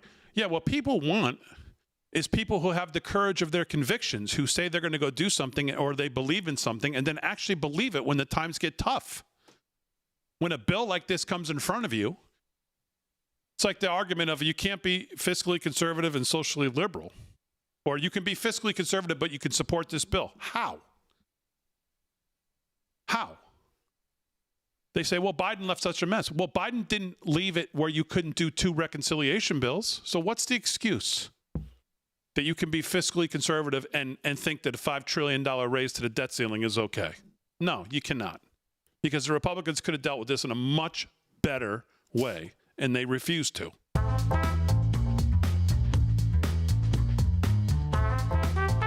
All right, live from Studio 6B, more news and sports coming up right after this.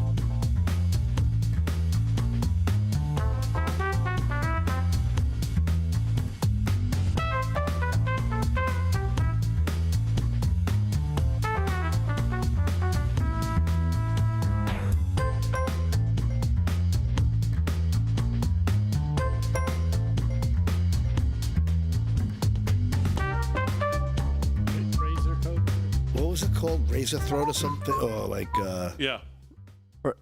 Razor throat. That's what it was. You have razor throat? I hope not. Well, you take your ivermectin, you'll be fine. Oof. True. All right, YouTube chat. We got our first super chat in YouTube. Big D. Ian Gotti is the name. Thank on you, that Ian. one. $5. Centrist Party? ? You mean the Uniparty? ? From our chat earlier when we were talking about Musk. Thank you for that. $5. Ian Gotti. The floodgates open. Who else is in the YouTube? Troy Malone. Mark Cuban is a joke. We know that. Skank Tank. Skank Tank. Skank Tank? What? I called it Skank Tank. Yeah, Skank Tank. You know what he's talking about. When he's on, that's what I call it. Right. He's such a goofball, a I complete know. tool. He was never cool, never was, got lucky. Talk about a guy who just got lucky. Yeah, he What a got lucky, joke. right? In the tech world. I got to tell you, I like what Trump said. You got the clip about him saying, Elon will behave. We saw that, right? I like that clip. Elon will behave. You know, he needs the government contracts. He's made his money off those. Who knows? It could be negotiation. You know, I mean, let me float another party out there to kind of bring them in line. Trump doesn't play that game, but I think that could be part of it. You know, it could be just a negotiation ploy for Elon. Yeah, and us a shot. He could be trying to create a little leverage. It's a broad brush look I'm giving it, but I'm just saying that just kind of shot through my head. I could see something like that, you know. Write him down. What does he need? He needs a big contract for electric cars. Paul's online for that, right? He's got an investment. Yeah. Let's go. You don't have an electric car, Paul, right? You don't have an electric car, do you? No, I don't believe in it. No, I don't either. I do. I know I believe it works fine. It's fine for you. It's fine. Whatever you like. Works. To each his own. Yep. Yeah. I don't care what you drive. I don't care who you make out with. Just leave me alone. Why is Paul blowing his nose in the camera? Well, he's not blowing it in the camera. It's not what you think. It's not what you think, Big D. What wacko said that? Yeah. Damon, Danita has a hell of a story from this weekend, okay? Who's Danita? What is Danita? it? Oh, Danita sent us. She sent us stuff. Oh, yes, I remember goodies. she sent us stuff, but she didn't send us her story about the weekend, did she? Okay, so I don't know what that means. Okay. What are we doing here? Ba-dum-bum-bum, ba-dum-bum-bum. Ba-dum-bum-bum-bum, ba-dum-bum.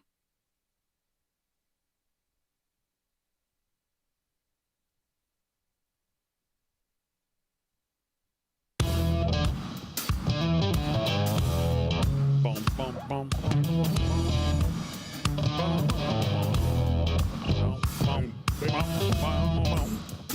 30 minutes past the hour, live from Studio 6B on a Monday, July 7th. Slick Rick's doing sports. Delgado's going to do headlines. Paul's doing some news as well. Aaron and Fran holding it down as always. So let's go back to the Epstein thing today.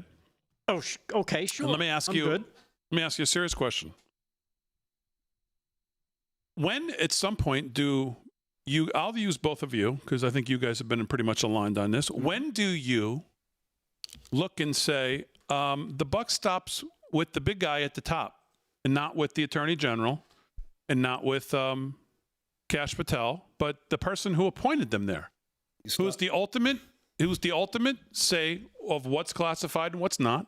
The ultimate can talk about what he wants. Mm-hmm. There's no such thing as classification. If he wants to say it, it's immediately unclassified. Yep. He could release it. He could talk about it. He could say anything. When do you say, if he wanted this, if he wanted to, I mean, I don't know what, I'm sure he knows. I'm sure they've talked. I'm sure maybe he's seen whatever they've seen.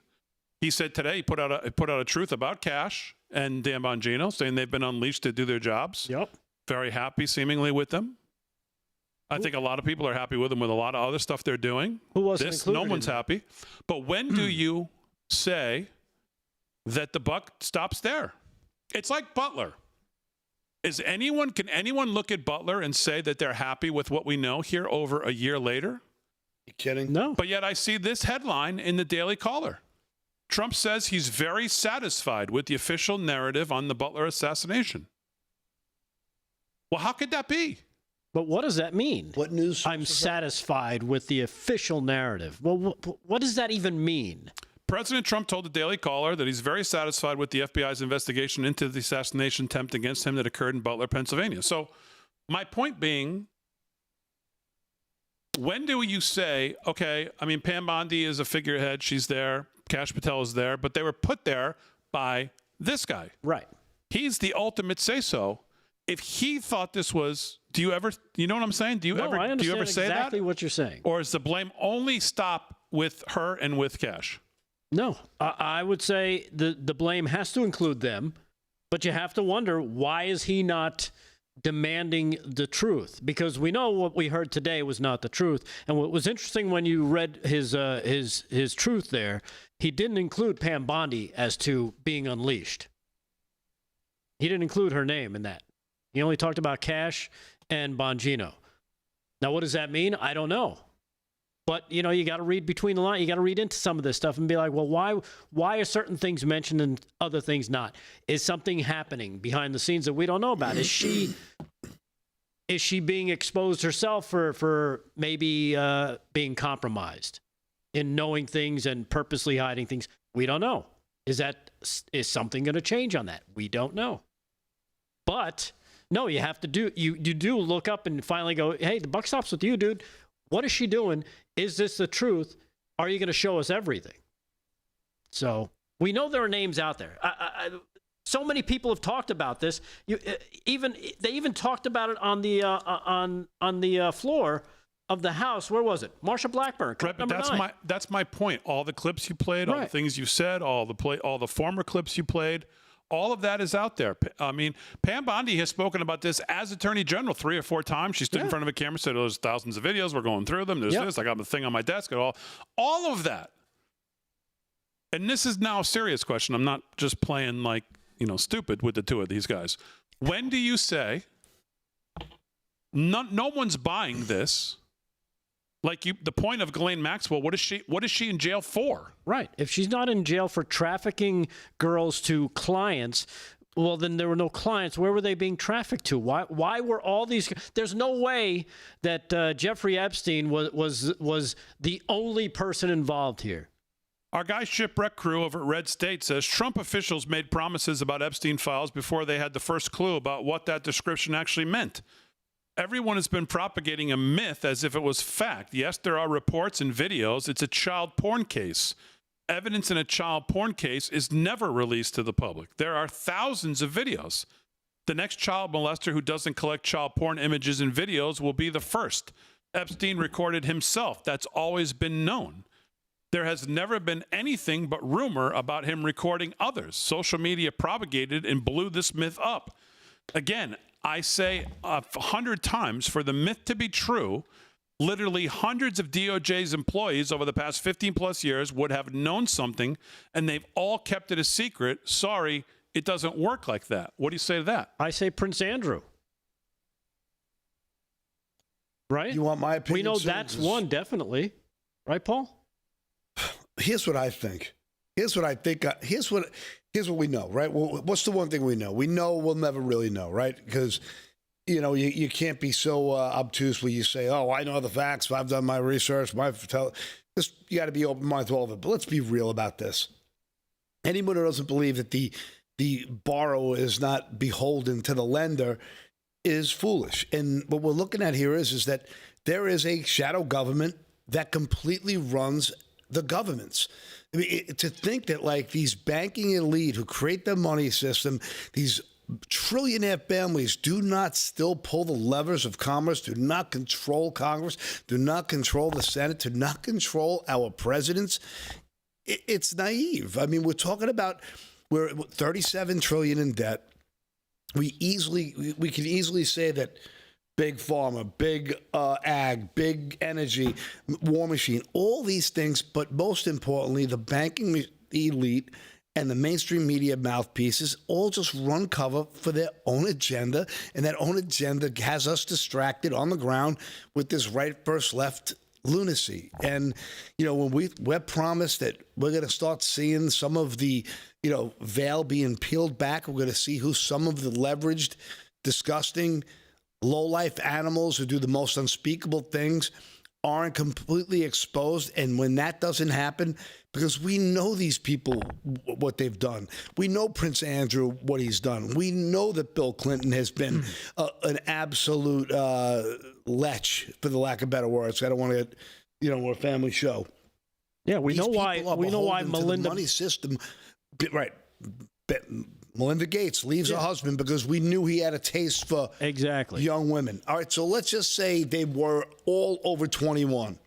Okay, still people are leveraged by certain things. People don't want to be on video naked with somebody that ain't their wife or somebody they're not married to. Well, so these people are leveraged, and this is the game that they play. And I don't think for a second Rothschild families went away. I don't believe the Warburgs, the Schiffs. I don't believe for a second these banks like HBSC, which is owned by Rothschild Bank. I don't believe the Business of International Settlements and the IMF and all of these, like the UN that were funded by the Rockefellers, all of these structures that have been put in place for 100 years, plan on being here in 100 years or 200 years. There is a bigger government that envelopes everything.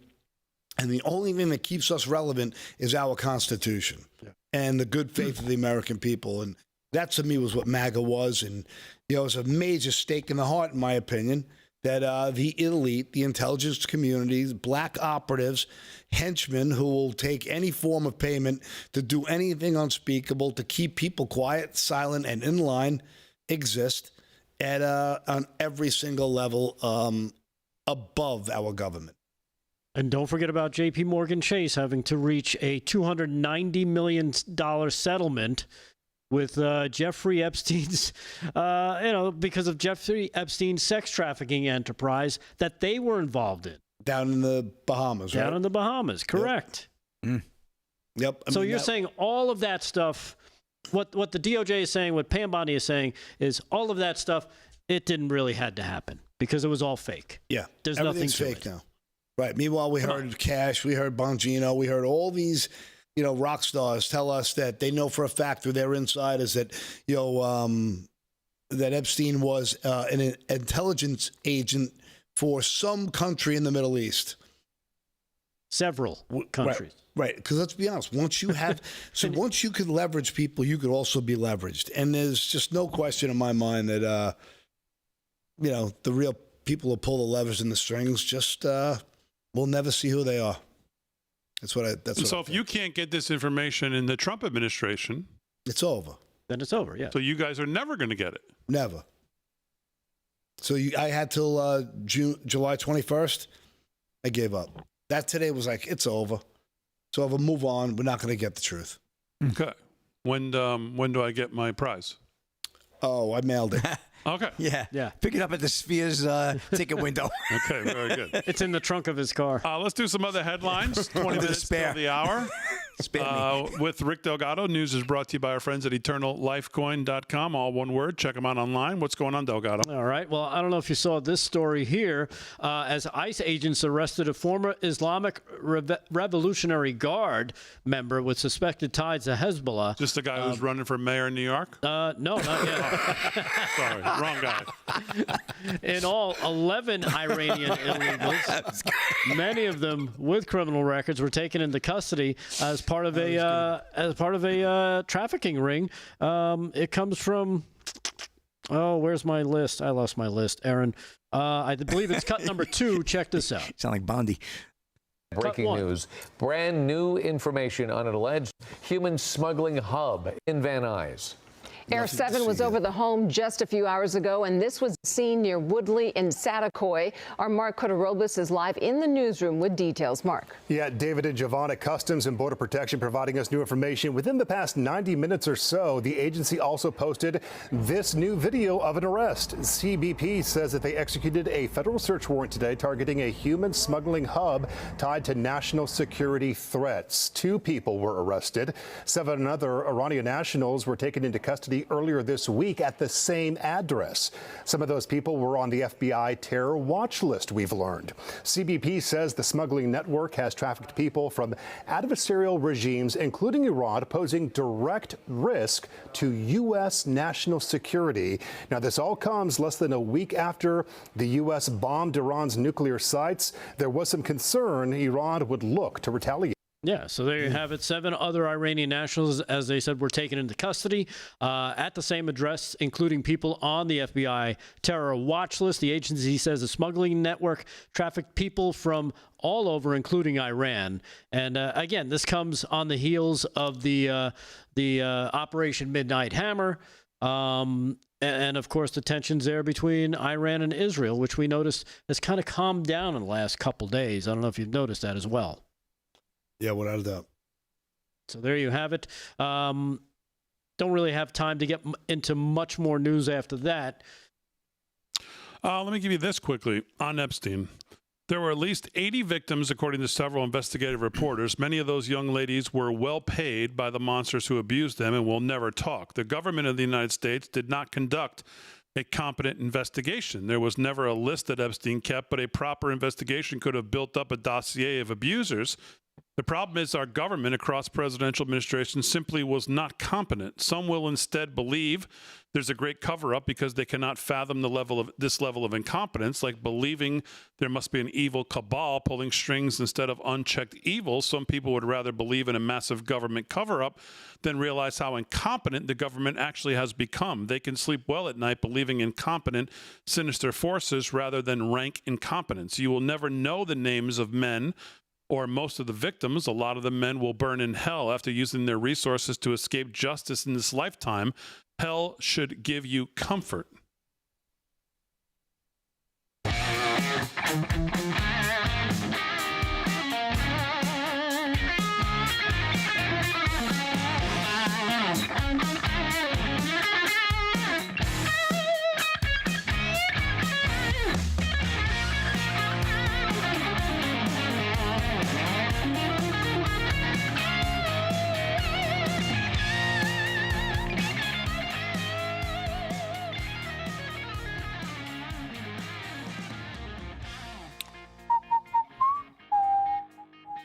Well, I'm still not happy. It sucks. It does. It sucks, completely sucks. It just sucks. Yeah. It's not just that, too, you know?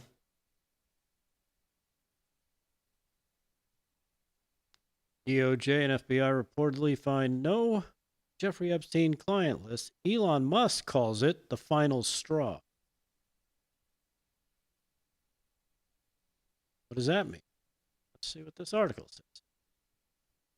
Blah, blah, blah, blah. Tesla CEO and former Trump ally posted a meme on X.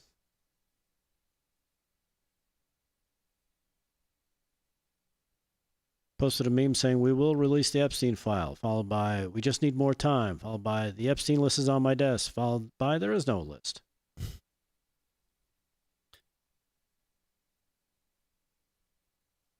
Jethro TXK in the Rumble chat. Thank you very much. What's going on? It's disappointing, too, that the Butler case. I'm satisfied. Yeah. I'd like to have seen him say it, but I guess he said it. Thank you, $4.99. Clint Paraguay in the YouTube chat. Do you think enough pressure from all of us will force Pam Bondi of Cash to hold press conference on Epstein? No. There you go, Clint. There's your answer. Thank you for the $4.99. Child of the King coming in, big. I don't know if you guys. Oh, thanks, Child of the King 2020. I am not afraid. God knows what they did, who they are, and where to get them. I trust Jesus. Child of the King, $20.20 with 2020 vision coming in from downtown there, Big D. Okay, thank you very much. See, old guy, $5. Old guy in Texas. Wasn't there a brave girl that came forward to testify? She was offed. Yep. Yep. Good one there. You know, she just died a couple weeks ago. Oh, jeez. Virginia Giuffre. That's right. Giuffre, yeah. She was passed around by Prince Andrew and all his friends. Thank you for the super chats. Appreciate you guys.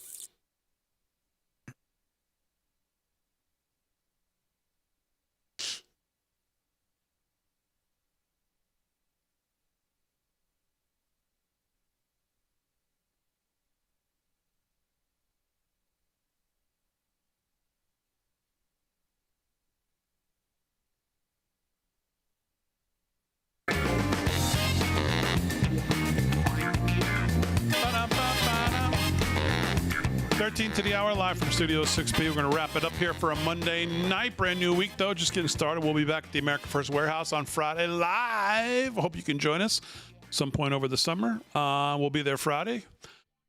Slick, let's do a little more sports. Then we'll go to Paul. Then we'll go to Delgato to wrap it up. Let's do sports. Sports is brought to you by Mike Lindell.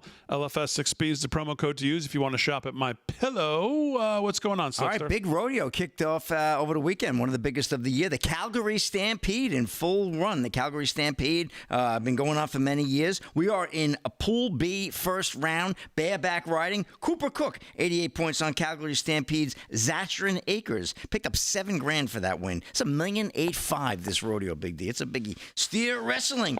Cody Devers, 3.8 seconds. Saddle Bronc, that went to Damian Brennan. Damian, not Damon. 91 points on Max's Pro Rodeos. Mary Jane, sounds like an old Tom Petty song. $7,000 there. Tie down roping. Ty Harris, 6.7 seconds. Barrel racing, that went to Megan McLeod Sprigg, 17.11 tenths. Good time there. Bull riding, last but not least, went to Grady Young, 91 points on Wayne Vold Rodeo's Splash Tide. Speaking of what's his name there, right? Sanford and Son, old Grady. $1,850,000, like I said, on that rodeo. Want to get to this story? I thought this was a good story. Kind of trumped the other stories. No pun intended there. But this is the Native American group launches fight against New York's logo ban in public schools. Warner, Todd Houston, and Breitbart. This is from yesterday, but I wanted to get this in tonight. A Native American group that opposes efforts to erase Native history from our society has joined the effort to stop New York schools from dumping Native logos and images. The Native American Guardians Association, NAGA, is taking its message to the courts after filing a preliminary injunction against the State Board of Regents to stop the left-wing campaign to eliminate Native American imagery. It violates the First Amendment, said attorney for the group Chap Peterson, according to the New York Post. You are banned words, you are banning phrases, you are banning ideas. It's completely against both the spirit and letter of the First Amendment, it added. Peterson also noted that the board is bound by the Constitution. The organization is also accusing the Empire State of violating the 14th Amendment Equal Protection Clause due to racial classifications. The state ruled a ban on Native images in schools and has warned schools that they risk losing state education funding if they don't begin eliminating such logos and mascots. The same group has petitioned the NFL and the Washington Commanders to reinstate the team's name as Redskins and to revive its decades-old Native American logos and mascots. NAGA has also criticized the Kansas City Chiefs for reevaluating their commitment to their legacy. Thank God they kept their name still. Native American history is American history. NAGA Executive Director Tony Henson said in 2024, this effort to divide us comes from the hate America Marxist crowd that wants to tear down tradition and rebuild the United States in their own image. So Big D, here we go. Somebody's fighting the good fight. We'll see how far they get there in New York State, that is. And that's a wrap in sports. Back to you. All right, so look, very good. Sports is brought to you by Mike Lindell. LFS6B is the promo code to use if you want to shop at My Pillow. It'll give you a great savings at checkout. Paul Nolan, what else is on your radar tonight? Well, new scum's at it again. California education officials are refusing to end policies that allow students who identify as transgender to participate in sports consistent with their gender identities, rejecting pressure from the U.S. Department of Education.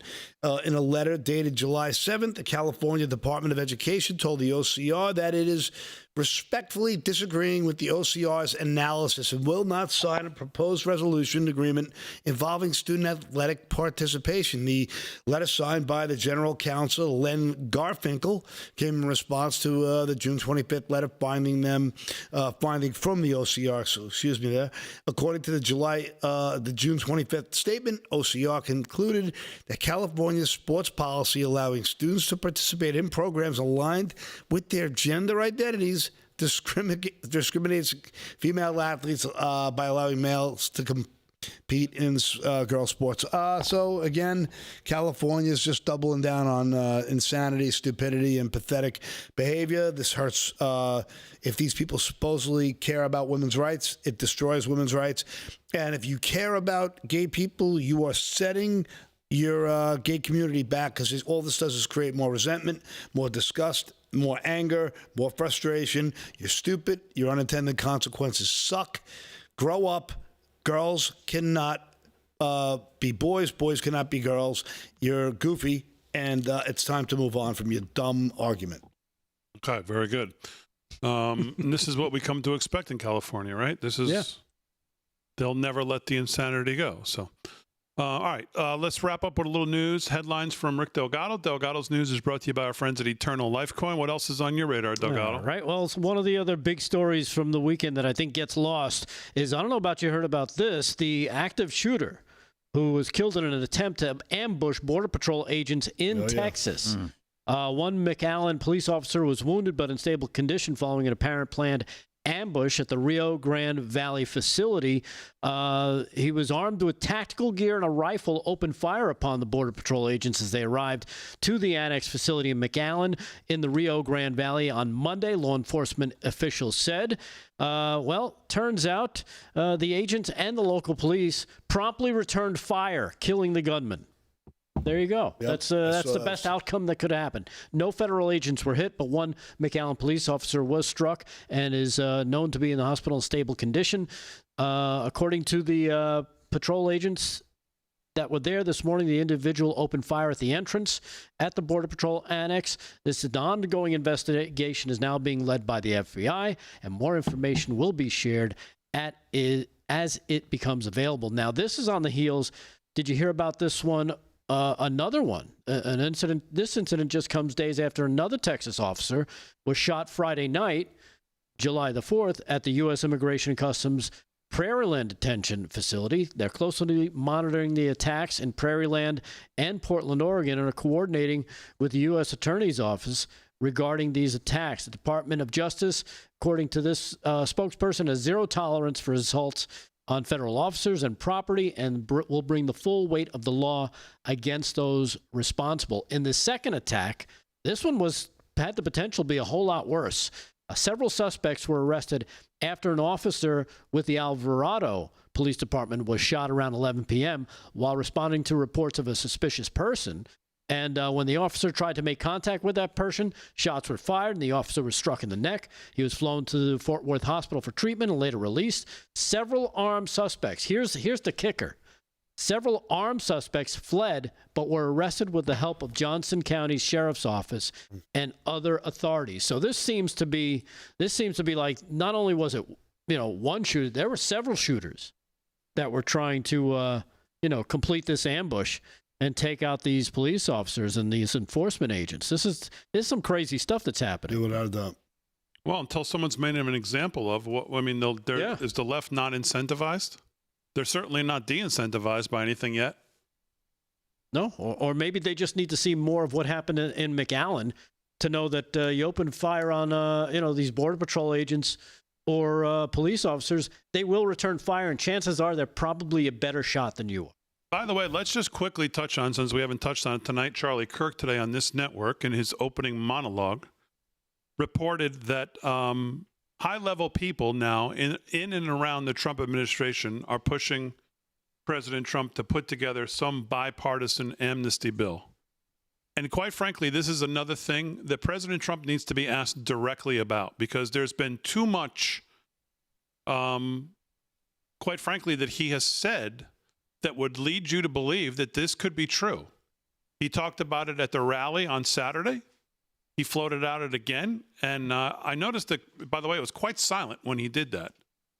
If there's one thing that's going to break up, especially after passing this big, beautiful bill and funding ICE to a level that we've never seen, to then turn around and have this be even remotely in a conversation on the table is absolutely crazy. If President Trump wants one thing that's going to flood support away from him, an amnesty bill is what's going to do it.